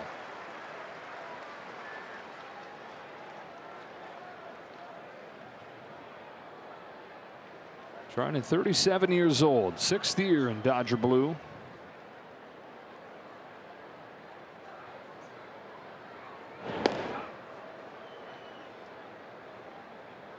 Always be remembered for what he did, especially in the 2024 postseason and the World Series where they leaned on him.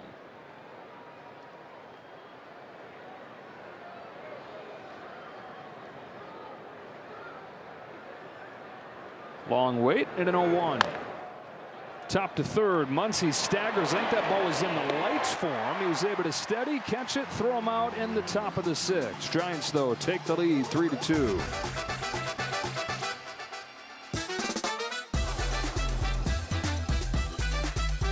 World champion Dodger baseball on Sportsnet LA is brought to you by Shakey's Pizza Parlor, serving up handcrafted pizza, crispy fried chicken, and famous Mojo potatoes since 1954. Dodgers playing from behind again as Max Muncy leads off the last of the 6th against Trevor McDonald. Muncy's 1 for 2 today, knocked in a run in the 4th inning. That's when the Dodgers got both runs. Here's that RBI. Omar Garcia-Parra says don't change a thing. Max doesn't. He rips it through the hole.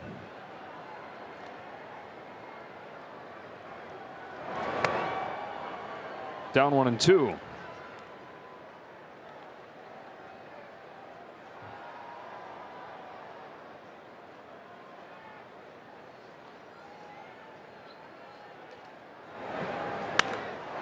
Flies one the other way. Ramos is going back. He's running out of room, and it's gone.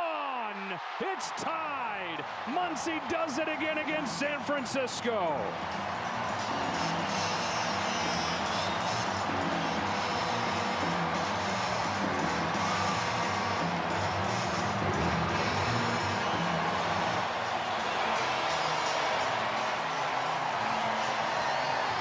What a game he's having. What he's done on defense. Started the scoring with the RBI single and now hits his team-leading 11th home run to tie it.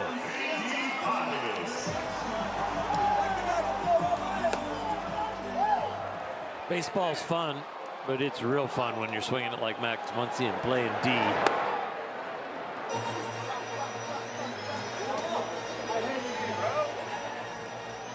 And lately, he's getting used to those handshakes. Back-to-back home runs in back-to-back games.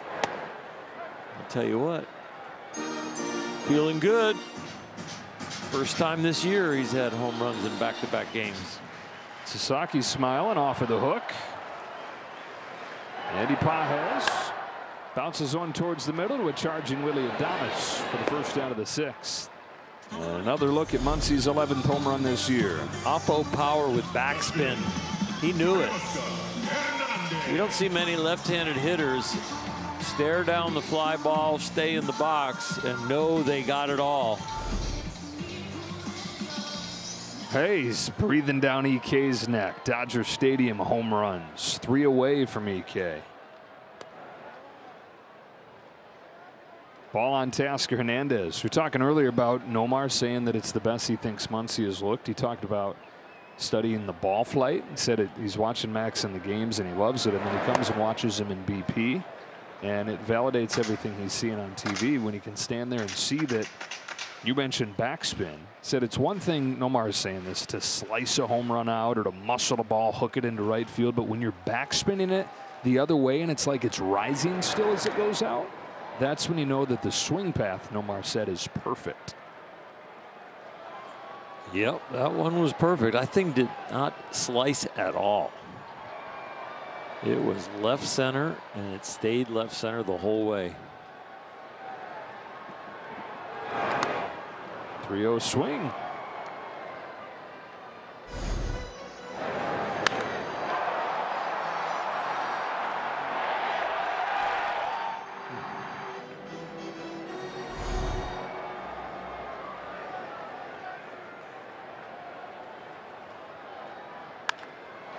Hernandez continues what has been a perfect night. 2 for 2 with a walk. Don't move him out of the 8-hole.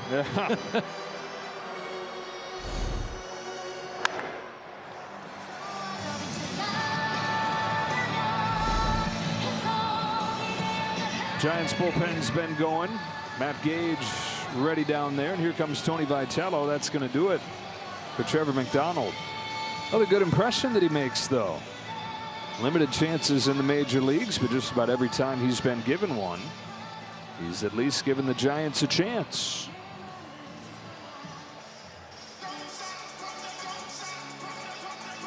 So Vitello takes it from him, gets the bullpen going. Max Muncy with his 27th home run against the Giants.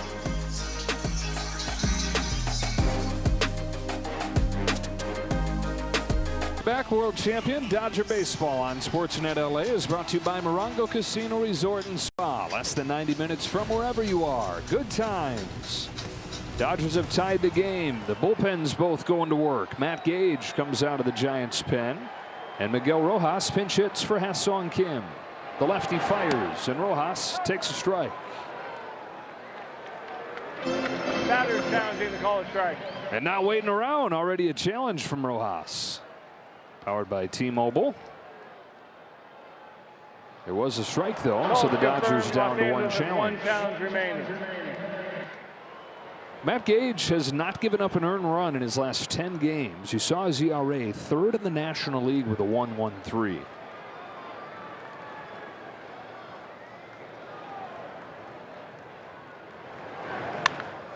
Rocket foul.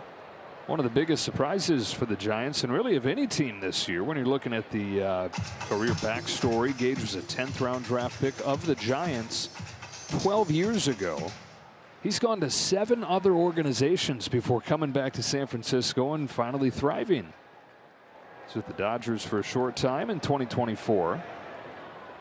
Joined the Giants last year, and for the first time got to the majors with them 11 years after they drafted him.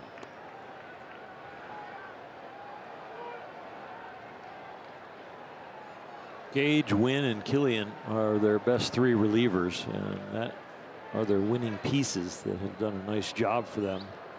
One thing the Giants are going to worry about those 3 guys is their appearances are way up there. Runner takes off, and it's fouled off. And overall, the bullpen numbers are pretty good for the Giants, but a bit misleading because they have given up some huge runs. Runs they have given up have typically come at the worst time. When the bullpen's given up runs this year, it usually has some walks in there. And they're really good statistics when they don't walk somebody. When they walk 1 or 2, they are on the losing end usually. Made multiple moves for that bullpen yesterday as part of a week plus where Buster Posey has flipped this roster over. We talked about the trade of Patrick Bailey, bringing up the rookie catcher in Rodriguez. They brought up their top prospect in Bryce Eldridge, who's not in the lineup today. And a handful of new relievers as well going to get chances. There's a spinner off the end of the bat, hooked to second. A rise will get Rojas. Go ahead, run into scoring position. And Ohtani to the plate.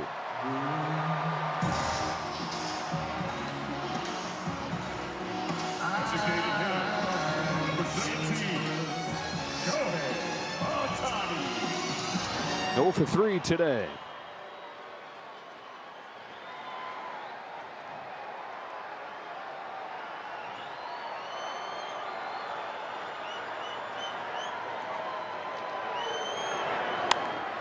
Flies one down the left field line. Ramos a long way to go. Won't get there, and it's foul.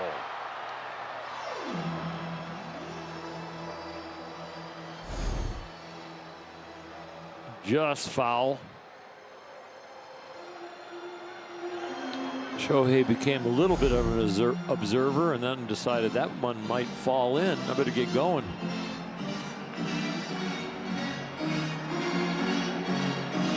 One of the oddities of this season, reverse splits for Ohtani, above 300 against lefties. Saw Gage a couple times in San Francisco in April. Gage got him both times. On an 0-1 pitch. Takes outside, 1-1. Back and forth this game has gone. Giants scored first. Dodgers then took a 2-1 lead. Giants retook the lead 3-2, but the Dodgers have tied it on Muncy's home run here in the 6th. Ohtani is hitting just 200 with men in scoring position this year. On a 1-1 pitch. Hits it hard, but foul. Different pitcher, but same approach. Another changeup. Saw a bunch of those. In fact, the last time that he was up against Trevor McDonald, nothing but changeups.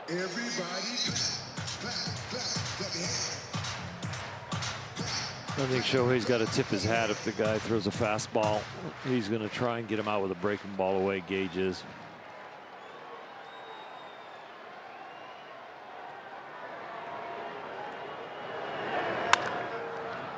Goes fastball, and third ground ball to second tonight. That ends the inning, but the Dodgers have tied it on a Max Muncy home run.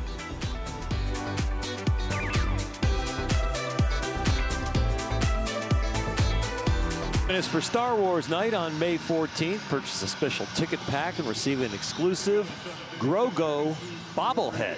For more information, visit Dodgers.com/promotions. I'm glad the pronunciation was on that read. And Grogu. Grogu? Grogu. Thank you. I should have had you read it. Alex Vesia. I'm not going to say who was saying something in my ear. I'm not going to throw anybody under the bus. Did you get the wrong? You had the right pronunciation on the screen, and the wrong one in your ear. I had no pronunciation, so somebody was helping me.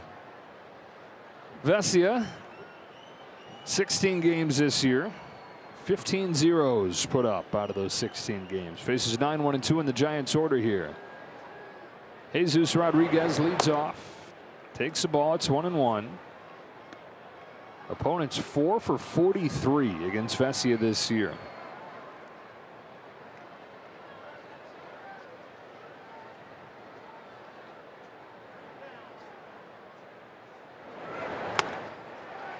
Change up, puts them ahead 1-2.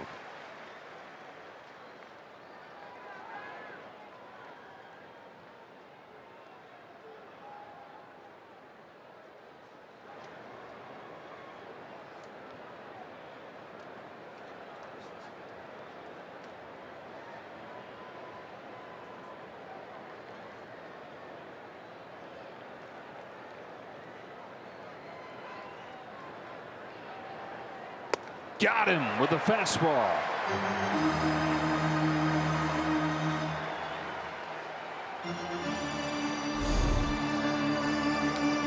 It's a location that's been working a long time for Alex.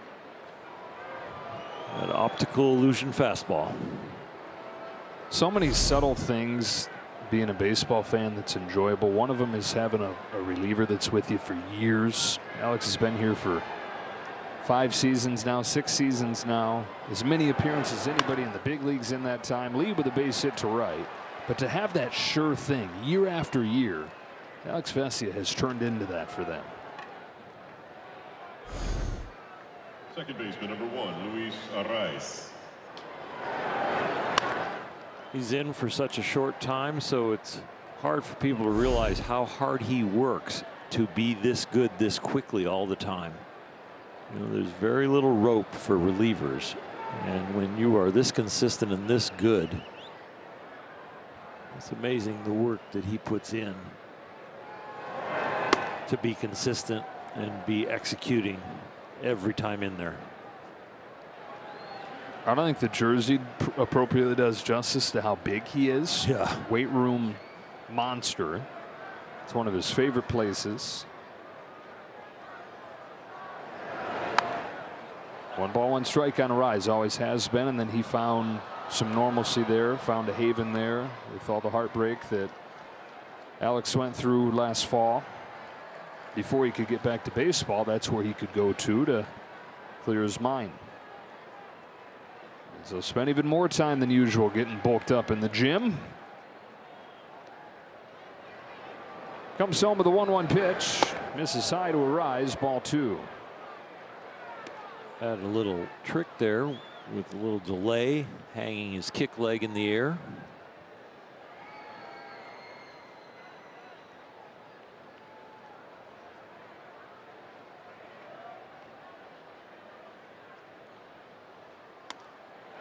Slider for a strike.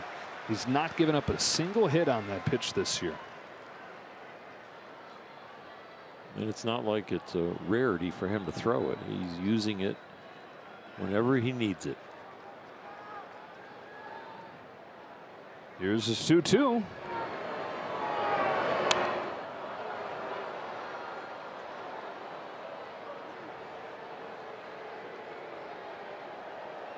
Pre-pitch clock, we were used to him kind of walking around the mound, really spending time. He has a little trick when he gives up a foul ball. He goes back behind the mound and gets a little bit of his walking in before this clock can start, where he receives the ball back behind the mound. instead of staying in the front mound and receiving a ball back from the umpire or his catcher right away, he takes the walk around the half circle of the mound to get to the back to expend some energy and to lock in, and then receives the ball when the clock can start. Tries again against Arise. Here's his 2-2. Up the middle, base hit center field. Go ahead, run into scoring position. Really, the only time we've seen Alex struggle for a long time was that first season with the pitch clock, where he couldn't make the adjustment at first.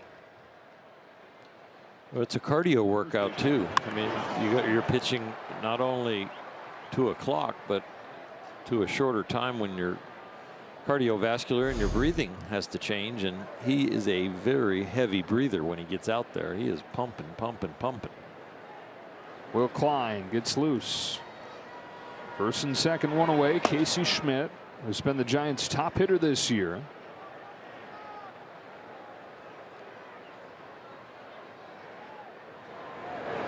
Below average hitter his first few seasons. OPS up above 800 this year. For a guy who in the winter is thinking, I may finally be a starter. I may finally have an everyday job at second. Well, then they go get Arise. And they got Devers at first base. Eldridge, their top prospect, to first baseman. But even with those things, Schmidt has found his way in there just about every day. Playing all over the place to keep his bat in the lineup. Second base and third base naturally, but adding first. DHing some. He's at first base tonight. He's got Lee at second, Arise at first. The 1-1 from Alex Vesia. Schmidt swings and misses. 1-2. Mixing in the changeup now.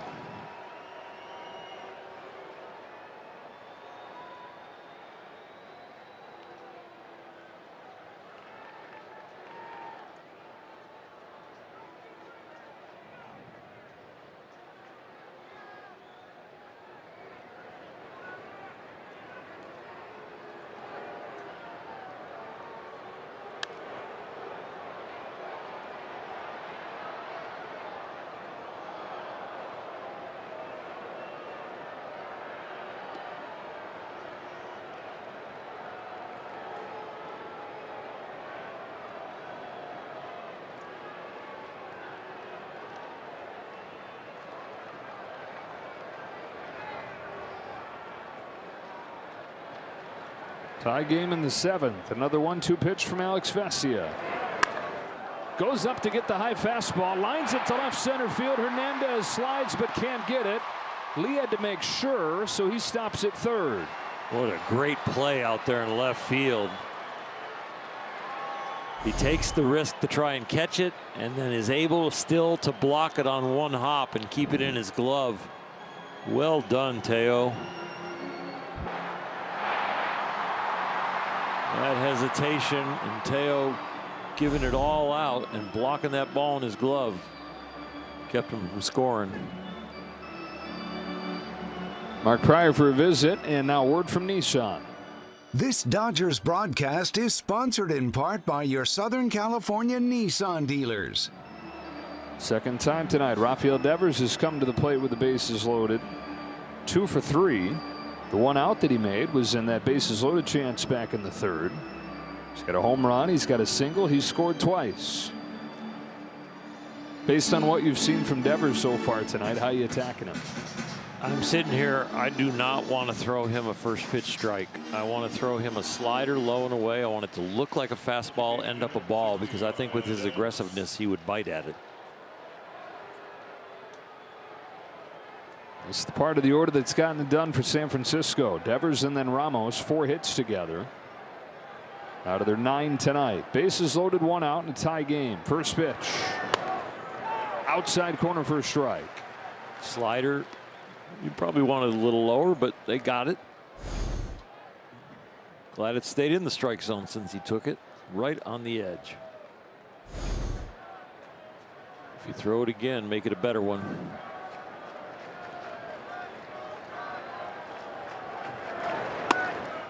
High with a fastball. The breaking balls throughout Devers' career he has mashed. He's been one of the best breaking ball hitters out there, but this year that's where the biggest drop off has been. 3 straight singles to load the bases. Vesia to Devers with the 1-1 pitch. Breaks it again, misses away, ball 2. 3 pitches, no swings yet from the usually very aggressive Devers.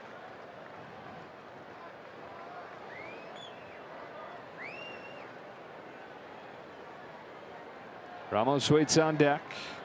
Devers waits on a 2-1.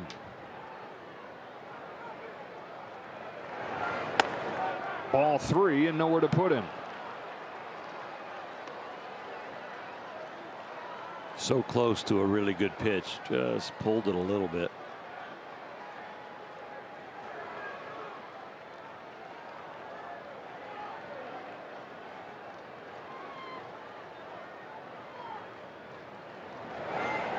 Swing and a miss.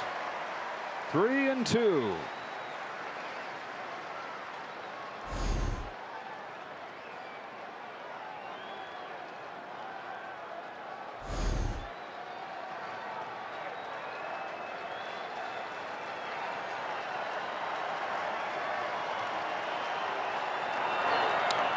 Fouls it back. Rafael Devers, since the start of last year, has swung and missed at the high fastball more than any hitter in baseball. And that's where they've gone with the last 3 pitches, trying to put him away.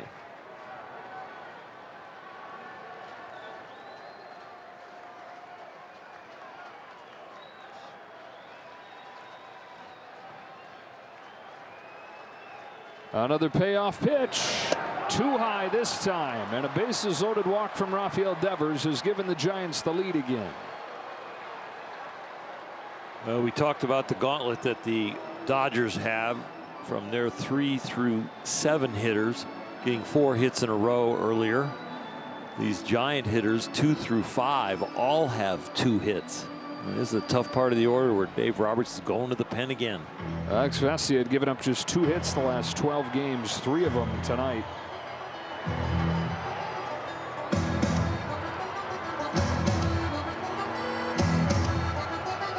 Will Klein thrown right into the fire in a 4-3 game with the bases loaded here in the 7th. Looking for a punch out, a pop up, or double play ball. And it is Elliot Ramos coming up. Single and a double in this game for Ramos. Swings and misses at a first pitch sweeper. 4th consecutive 2-hit game for Ramos. He's going to rise at 3rd, Schmidt at 2nd, Devers at 1st after his bases loaded walk. Break the tie here in the 7th. Klein with back-to-back breaking pitches to get ahead 0-2. Be a huge hitter to get through without giving up a run, because the rest of the Giant order 6 through 9, they're 0 for 11 with just a walk. This gauntlet that they just put up there this inning with these bases loaded and already pushed to Ross 1, all those guys had a lot of hits.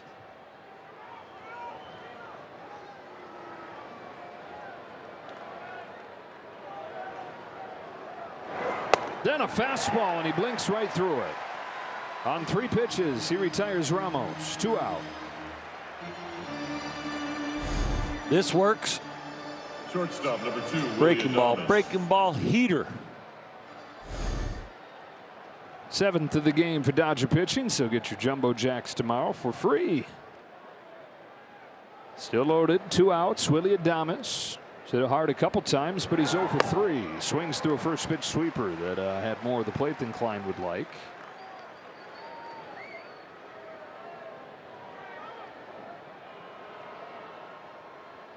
Trying to preserve Vesia's line. 0-1 pitch. Chopped foul. 5 pitches, 5 strikes. 4 of them breaking balls.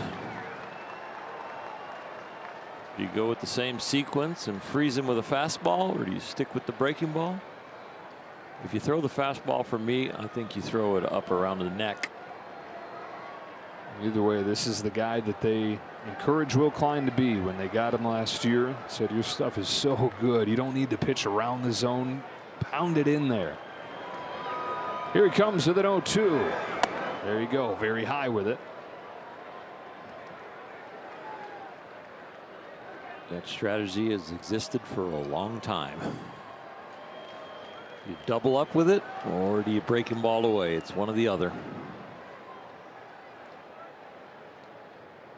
If he goes high fastball, it'll be more to the middle of the plate, but it'll have altitude, hopefully. If he goes breaking ball, it's going to look like a strike, end up a ball. Adames 1 for his last 25 against breaking balls. He left it over the plate, and it was smacked into right field for a base hit. A rise in to score.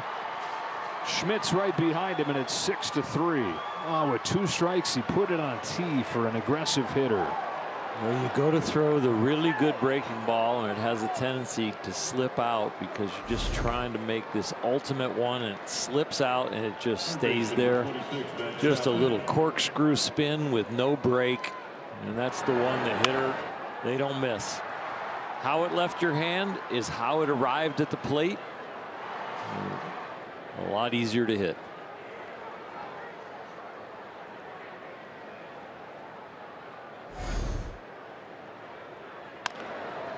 Chopper from Chapman to Betts at short. That's it for the 7th, but that one hurts. 3 runs for the Giants to retake the lead. Stand and stretch. Time for the 7th inning stretch. Brought to you by Sit and Sleep.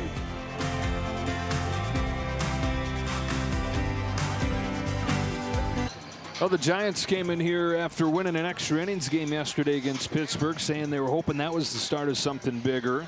And a struggling offense has scored 5 runs the last 2 innings to lead 6-3. It's Betts, Freeman, and Tucker coming up for the Dodgers in the 7th. Mookie in his first game since April 4th, 1 for 3 with a single. Against Matt Gage. Takes ball 1.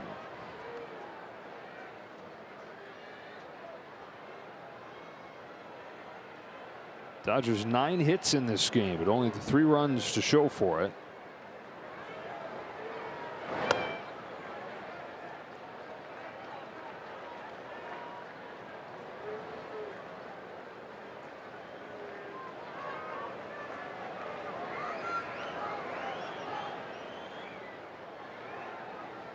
Gage is 1-1. Betts grounds it to short. Willie Adames picks it off and throws him out.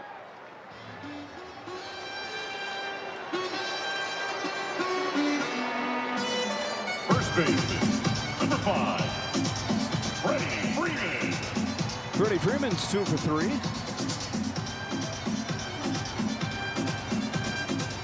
It's a big hill for the Dodger offense to climb, not because of a talented roster that they have, but where they are right now in their run production lately. 8-10 over the last 18 games. Half of those they had 2 runs or less. 11 of the 18 they scored 3 runs or less.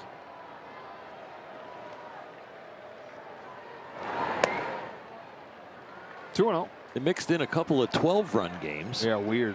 But what they're looking for is like 5 or 6 a night. Not the big spikes and then the low production on the other nights.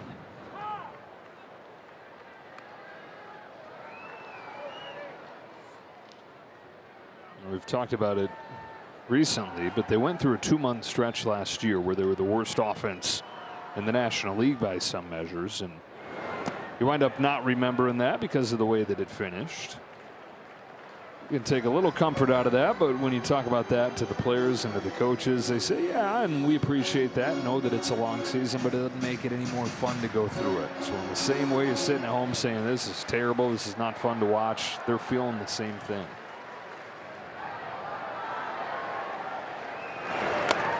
Full count on Freeman. You can go back and study history of championship teams, and you'll probably find a month in each one of them where they were under 500. You know, you'll find that 12-13 month, but you'll also find like a 20-5 month. 2 out. They're going to hit flat, looking dead.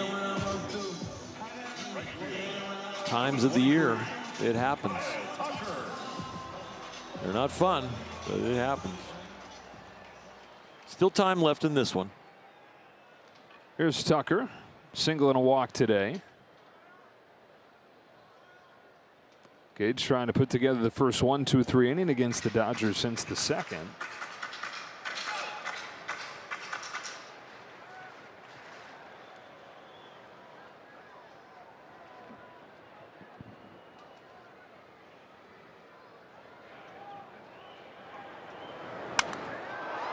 Breaks his bat and a fly ball to right field for Lee. And there is a 1-2-3 inning for Gage.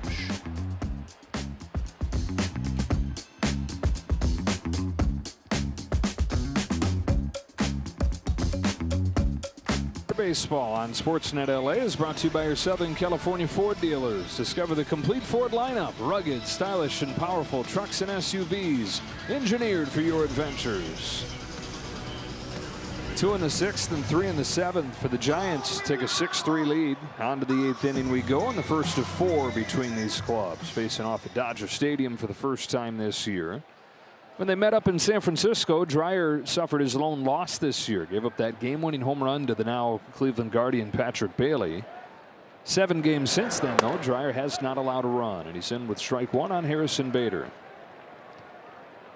Fastball has been very good. The slider has been outstanding this year. League only hitting 188 off of it.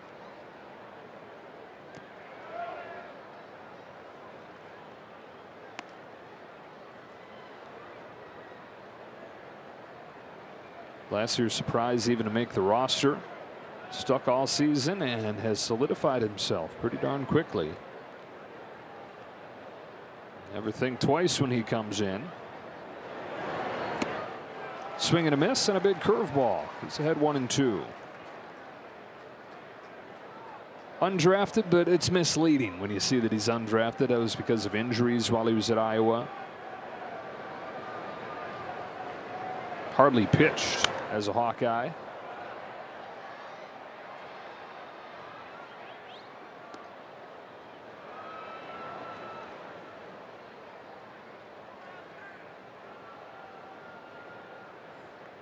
You see some phenoms that look like they're going to be big leaguers by the time they're 16, 17 years old.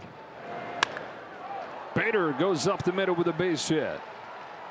Leadoff single or leadoff extra base hit for Harrison Bader as that makes its way through left center field. Bader's got himself a double.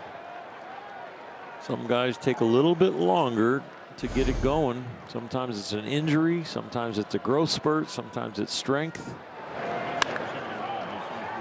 And Jack Dreyer has become a reliable piece. He's going to have to pitch around this leadoff double. Giants now with 11 hits in this ball game, and here's the catcher Jesus Rodriguez. 316 over his first week in the major leagues. 24-year-old from Venezuela. Not just catcher, he can play a little second base and even some outfield. And so they love the versatility and the increase in offense they give him, he gives them, with Bailey going to Cleveland. Helped spark this offense the last couple days. Walk-off hit yesterday. It's a walk out of the 9 spot today. Giants are 8 for their last 14.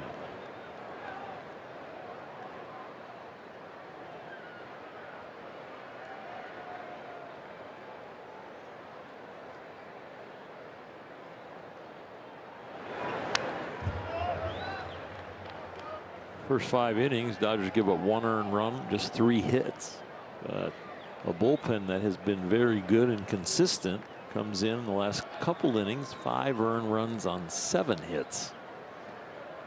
The surprising thing is they're 3rd in Major League Baseball with preventing inherited runners to score. And they went through a rough patch the last couple innings.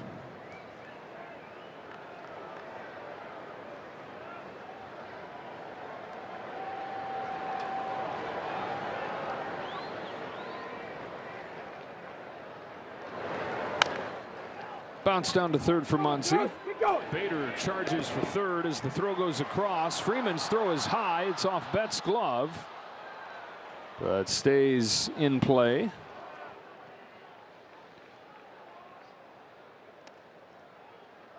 So Bader to third, 1 gone here in the 8th.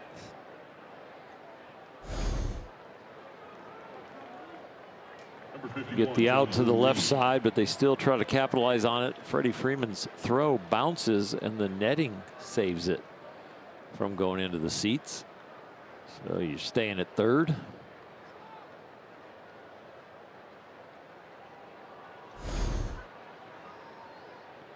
Infield comes in as Jung-Hoo Lee comes up. On the ground to first, Freeman's got it. He comes home, and they've got Bader in a rundown. Won't be an easy guy to get with his speed, but they will cleanly executing that pickle. Dreyer puts the tag on Bader, and it's the second time in this game the Dodgers have gotten a man at home with a drawn in infield.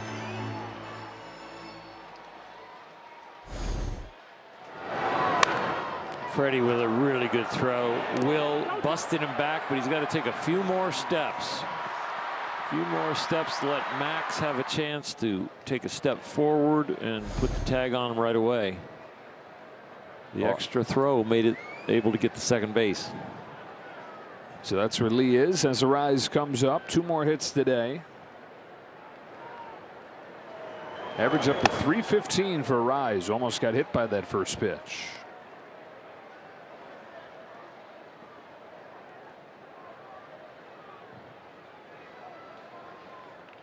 Minnesota to Miami. Last 2 years in San Diego. First year in San Francisco for Arise. Ball and a strike on him. Giants trying to gather as much contact for the lineup as they could. This is the guy. More contact than anybody.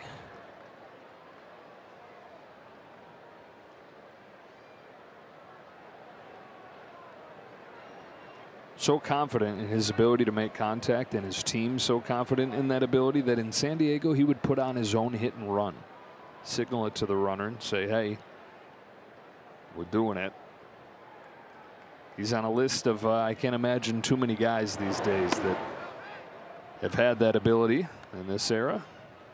Ability and permission to do it. Right.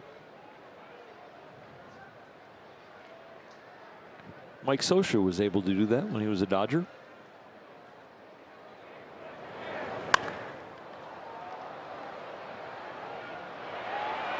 The whole key with those hitters, when there were more of those type of hitters, is that they give the signal to put it on, because instead of waiting for the manager gives them the permission to do it because they know what pitches and pitchers they can handle.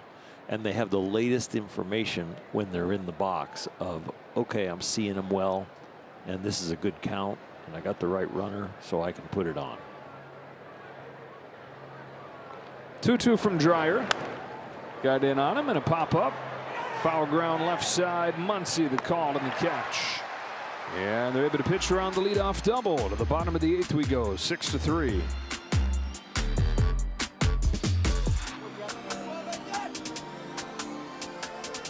Always when the game finishes, stay tuned for Access Sportsnet Dodgers, presented by Mercury Insurance with John and Jerry and Nomar.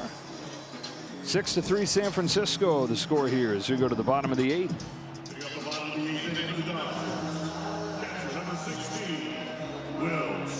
It's Will Smith the lead off. It's Keaton Winn to pitch for the Giants.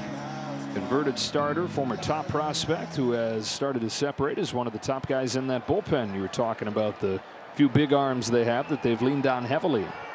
Win one of them. First one to Will Smith is at the knees for a strike. Smith, Muncy, and Pages coming up here. Catcher for the Dodgers, 1 for 3 in this ball game. And an 0-1 pitch. Fouls it off, strike 2. Keaton Winn's biggest step forward this year is the ability to get the splitter through the league. Last year the league hit 304 off of it. This year only 121.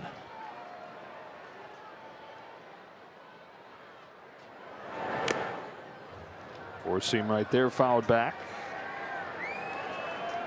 He's got both fastballs, the four-seamer and the sinker. Splitter rarely throws a slider.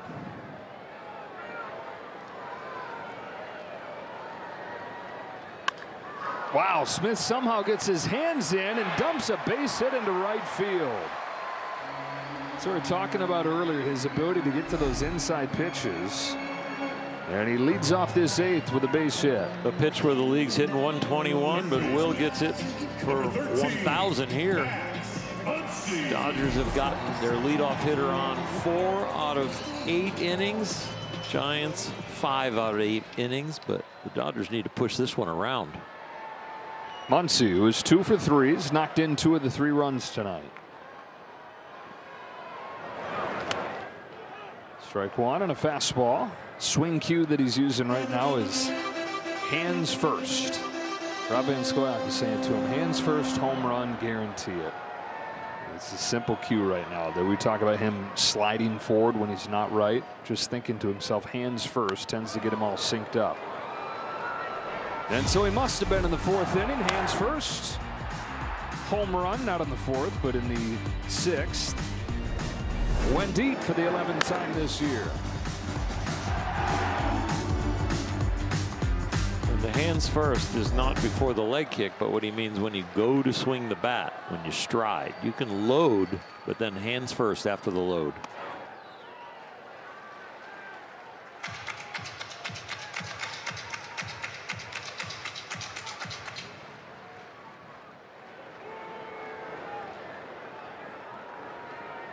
Trying to cut into this 3-run deficit. Bottom of the 8th inning. Leadoff man aboard. 1-2 to the plate. And a devilish splitter right there finishes him off.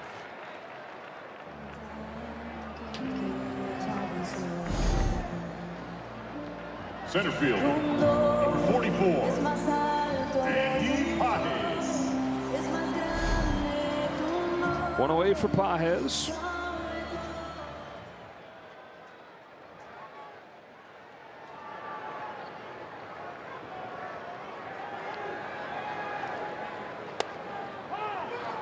Dodgers have 10 hits in this ball game.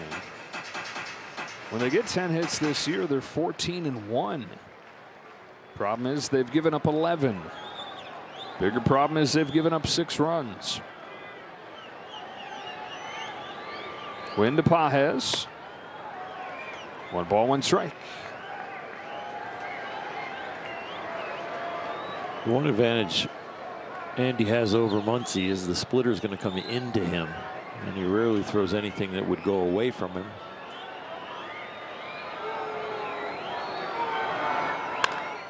Bouncing ball left side. Backhanded Adames had a hard time getting down to the glove. They're still able to turn 2 to send this game to the 9th.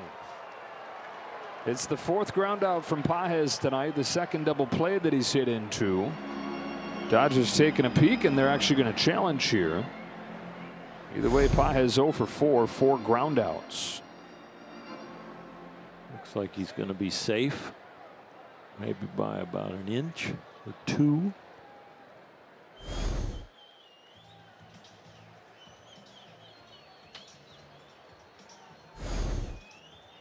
One more look at it. Los Angeles is challenged in the out call at first base.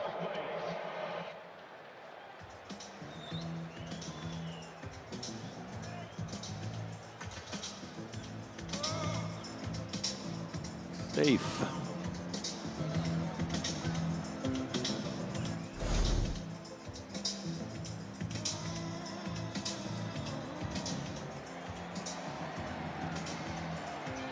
The only thing that's going to make him out is the call in the field was out. But it sure looks like he beats it. As the ball enters the glove, it's got to hit the leather. Fans here at Dodger Stadium are thinking it's going to get reversed. And if it does, Teoscar Hernandez, who's had a good night, an encouraging night, is going to get a chance to bat. After review, the call on the field is overturned. The runner is safe. Los Angeles will retain their challenge. All right, so Hernandez, who has doubled, walked, and singled in this game, and quietly on this homestand has reached 7 of his 10 times up. Got his first extra base hit in 3 weeks, looking for his first home run in almost a month. That little hesitation at shortstop to get the ball to the glove was the difference. 6-3 game, last of the 8th. 2 in the 4th, 1 in the 6th for the Dodgers. And now Teoscar Hernandez with Dalton rushing in the on-deck circle. It's in Rojas' spot.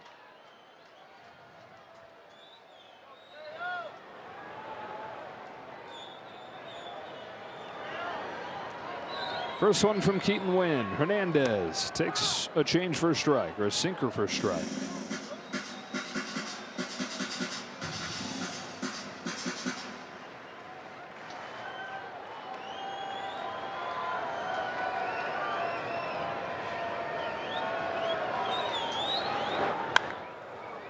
Strike two.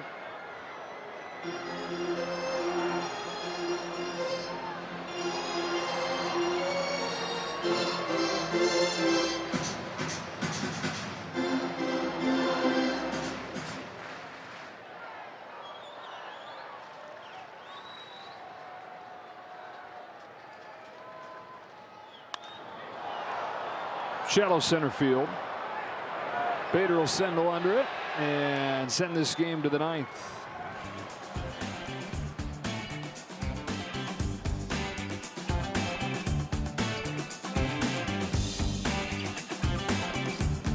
In the late innings for the Giants in a 6-3 ball game as we move along to the ninth inning, and for the second time in as many days, Wyatt Mills is going to pitch for the Dodgers. Years away from the game, Tommy John surgery, fought his way back for his first outing in the big leagues in 4 years yesterday. Really grateful for the chance and was excited to be in a Dodger uniform. 31-year-old from Spokane, Washington. Misses with his first one to Casey Schmidt. Giants bringing up 3, 4, and 5 here. And as you look ahead to the bottom of the ninth inning, 9-1 and 2 due up for the Dodgers.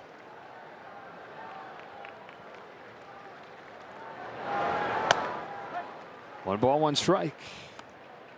Ryan Walker has, for a lot of the year, been the closer, started to phase out of that role. And it looks like Caleb Killian is going to be the guy for the most part moving forward. He's warming in the pen. A little bit outside, ball two. It has been a not just closer by committee, but really every role by committee. As Tony Vitello tries to navigate his way through, figure out what he's got out there.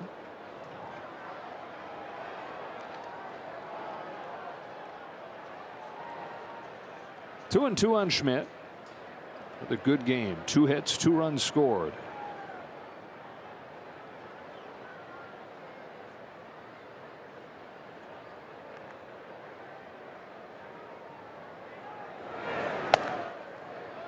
Goes full on the former two-way player at San Diego State.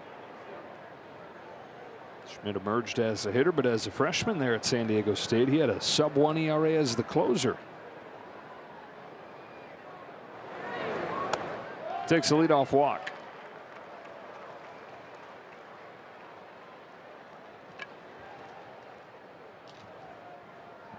Now, no bigger thing has happened in this game than the continuation of Rafael Devers' emergence. Last 10 games coming in, he was above 300. Started to see more extra base pop from him. Tonight, 2 hits, including a home run and a bases loaded walk.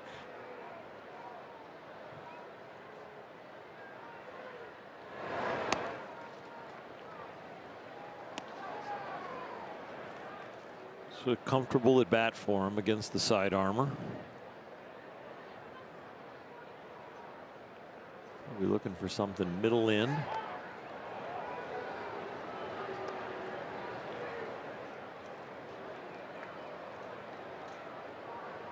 Get something low and away from him until you hit the top of the ball, maybe get you a double play.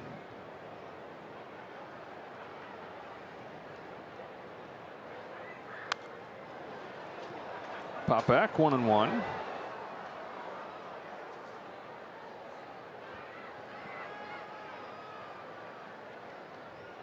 Rafael Devers, 8.5 years in Boston. Relationship that had soured by the end of it to the point where Red Sox were willing to move him.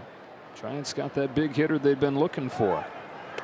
Schmidt runs, throw from Smith, bounces into center field.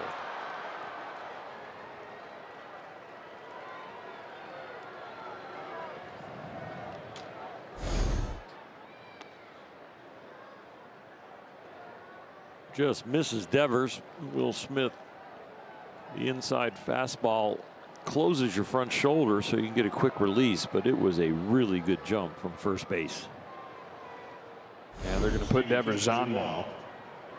Schmidt, by the way, didn't attempt to steal the last 2 years. That's his 3rd stolen base already this year.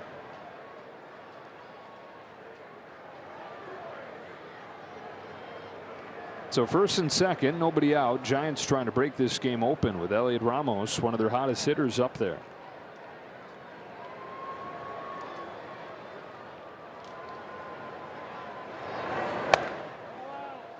You'd hate to see him break through for more insurance here with the hitters Dodgers have coming up.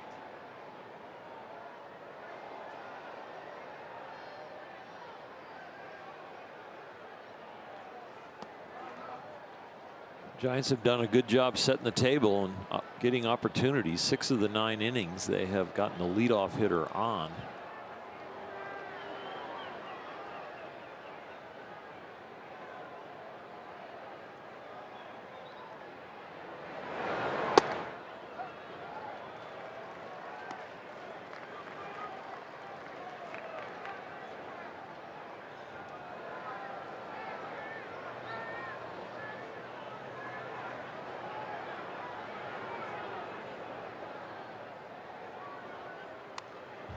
Count evens 2-2.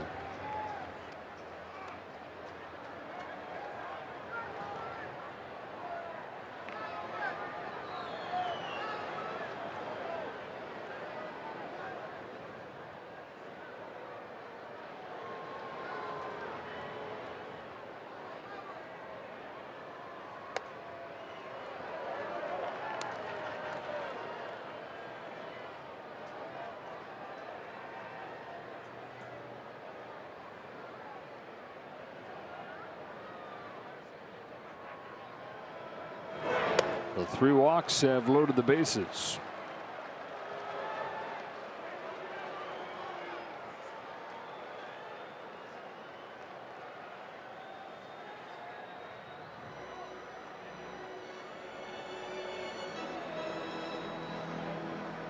So much of the talk lately has been about the lack of offense, and in terms of run scoring tonight, that's continued. The 3 runs, although on 10 hits, so some signs of life for the offense. This is a rare game where the pitching has let him down. 6 runs on 11 hits and now 5 walks. One of the big swings in this game came from Willy Adames in the 7th inning. 2 outs, 2 strikes, and a pitch that Will Klein would like back. Yeah, it was just a corkscrew breaking ball that he tried to go low and away with while he was ahead in the count with 2 strikes and just came underneath it, slipped out, gave up the hit.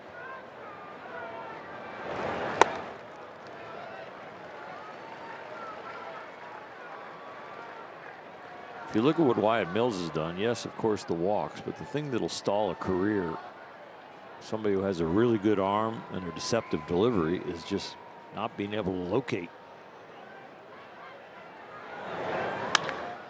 Base hit for Adames into left. And it's 7-3.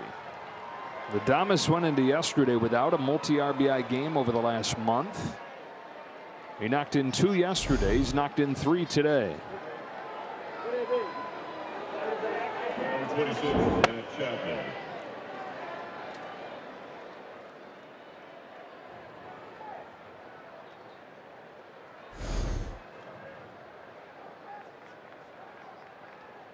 Giants club that heard boos in San Francisco on Saturday night. They got rolled 13-3 by Pittsburgh.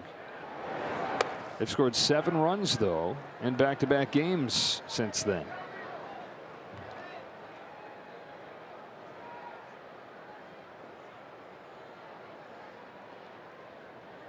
They'd only done that 4 times all year prior to yesterday.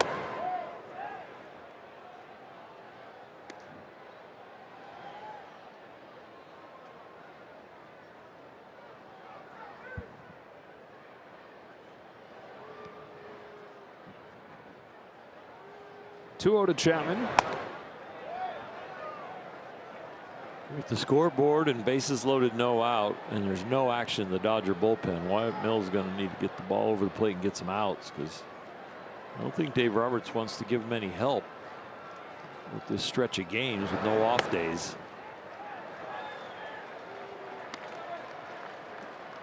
This inning could be completely his.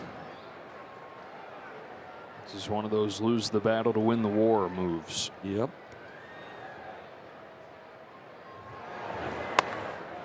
And it's 8-3. Dodgers' first 38 games this year gave up 7 runs 3 times. This is the 3rd straight game they've given up at least 7.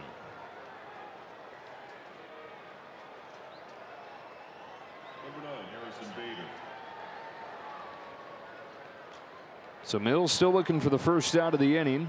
2 in the bank already, and Bader, who doubled his last time, is up there.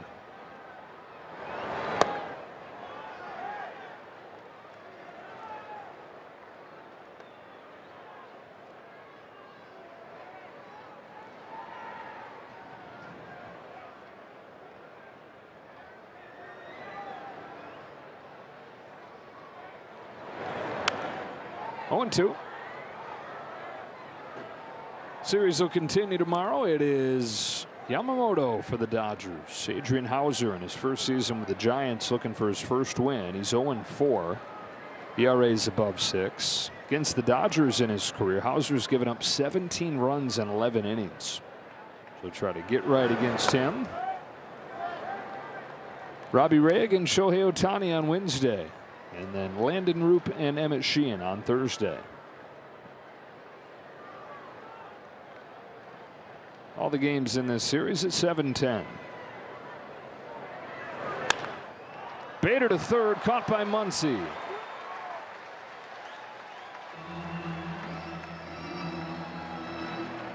Walks will kill you, and sometimes they even hit it hard and you get an out. Good job, Max, by concentrating the way this inning is going, the way the scoreboard is going.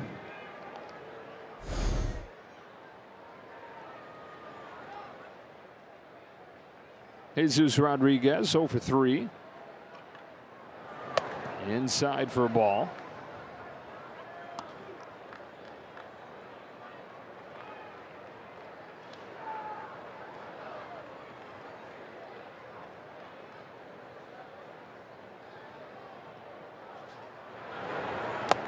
Rodriguez won yesterday's game for the Giants with a walk-off hit in the 12th inning, but before that, in the 10th inning, he came up in this situation, bases loaded, 2 out, and struck out. And he said he tried to learn from that at-bat. He said he got way too aggressive, where normally that's not him. Guy that sees a lot of pitches, makes a lot of contact.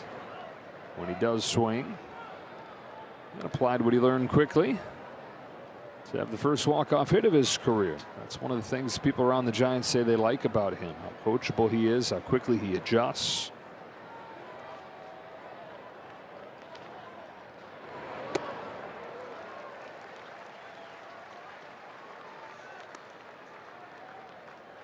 Looking for every little edge they can get offensively. One of the best offensive games of the year tonight. These 8 runs on 12 hits.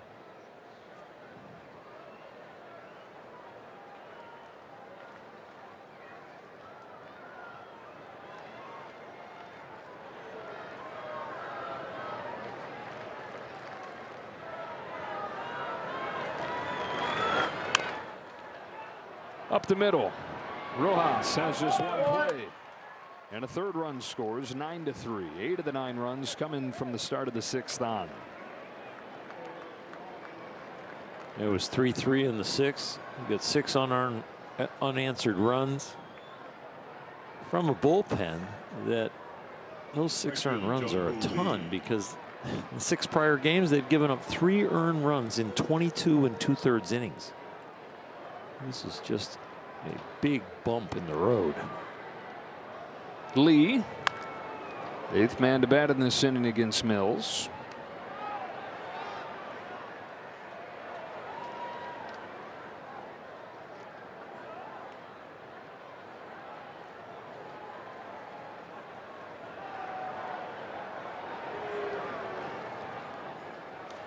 And hit him.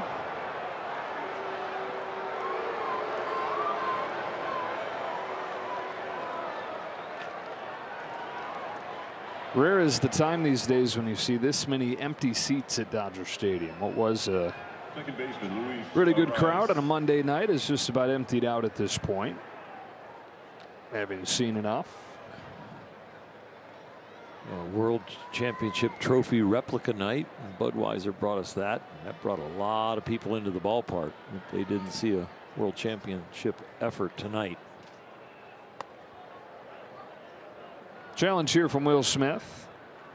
Leads the majors, by the way, in successful challenges, does Smith.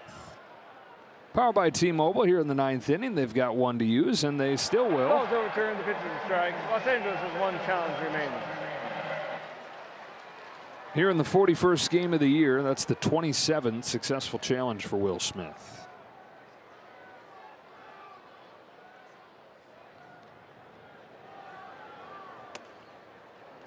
And that's team games. This is the 28th start for Will Smith at catcher and the 27th successful challenge. It's well done. We're reaching for something to get excited about.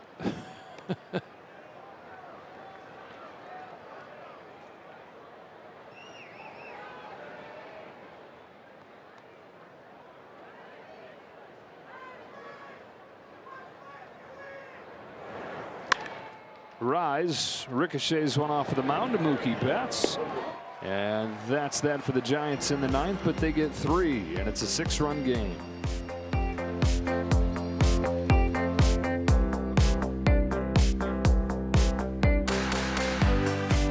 All Giants here late, 9-3 ball game to the bottom of the 9th inning. JT Brubaker's on to pitch for San Francisco, looking for the last 3 outs. Brubaker, who threw over 30 pitches on Saturday and then was warming again yesterday, that game in extra innings, had it continued, he was going to come into pitch again, but gets used right here, looking for the last 3 outs of this game. His last 4 outings have been rough ones, an ERA over 7, so Dodgers might cause a little noise right here. Brubaker looking to get on track. Missed 2 full years because of Tommy John surgery. Came back last year for the New York Yankees. And got traded to the Giants. Strike 1 on Miguel Rojas. 9-1-2 for the Dodgers here. Down 6. And in danger of suffering a 3rd consecutive defeat by at least 5 runs. Down to 3rd and Chapman. If that happens, it'll be the first time since 2008. That makes it sting.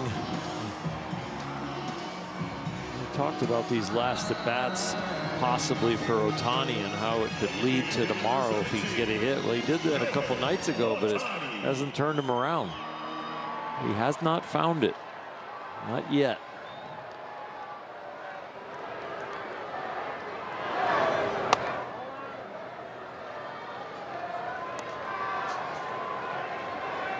No sure way to spark this slumbering offense than to get him going.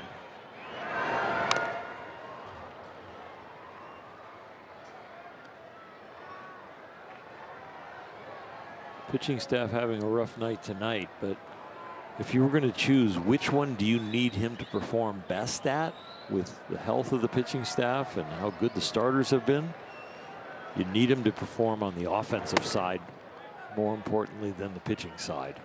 And the Cy Young pursuit is great and noble, and hopefully he makes that push and wins it. But I think the best version of the team, when you're talking about championship aspirations, has him performing much, much better as a hitter. Even if that means a tick off of the pitching. Yep, that is pretty self-explanatory right now, isn't it? With his abilities at the plate have been struggling.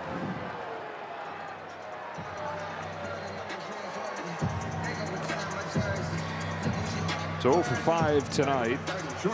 One of the only bright spots of this game is seeing Mookie Betts back on the field again. He's 1 for 4. A couple nice plays defensively. He's looked comfortable. Swings look good.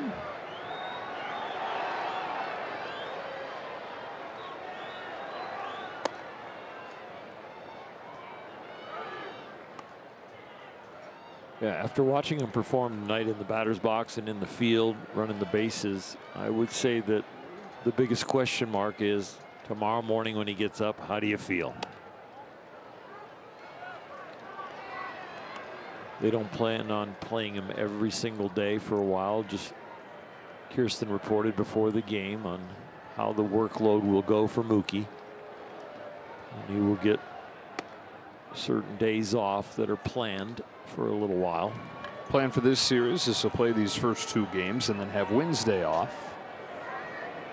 And for just the first week or 2, ease him back in.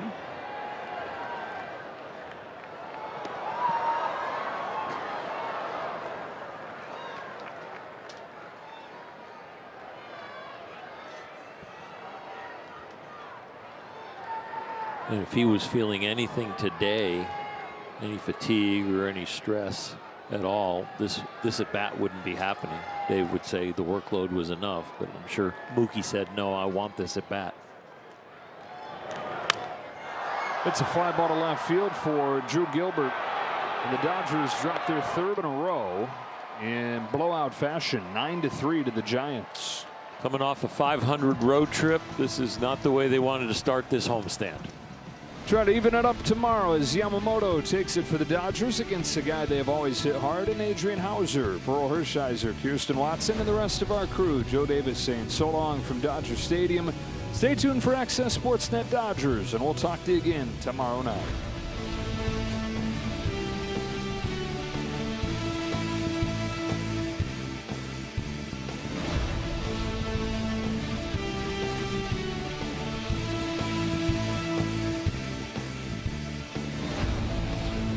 Whoa.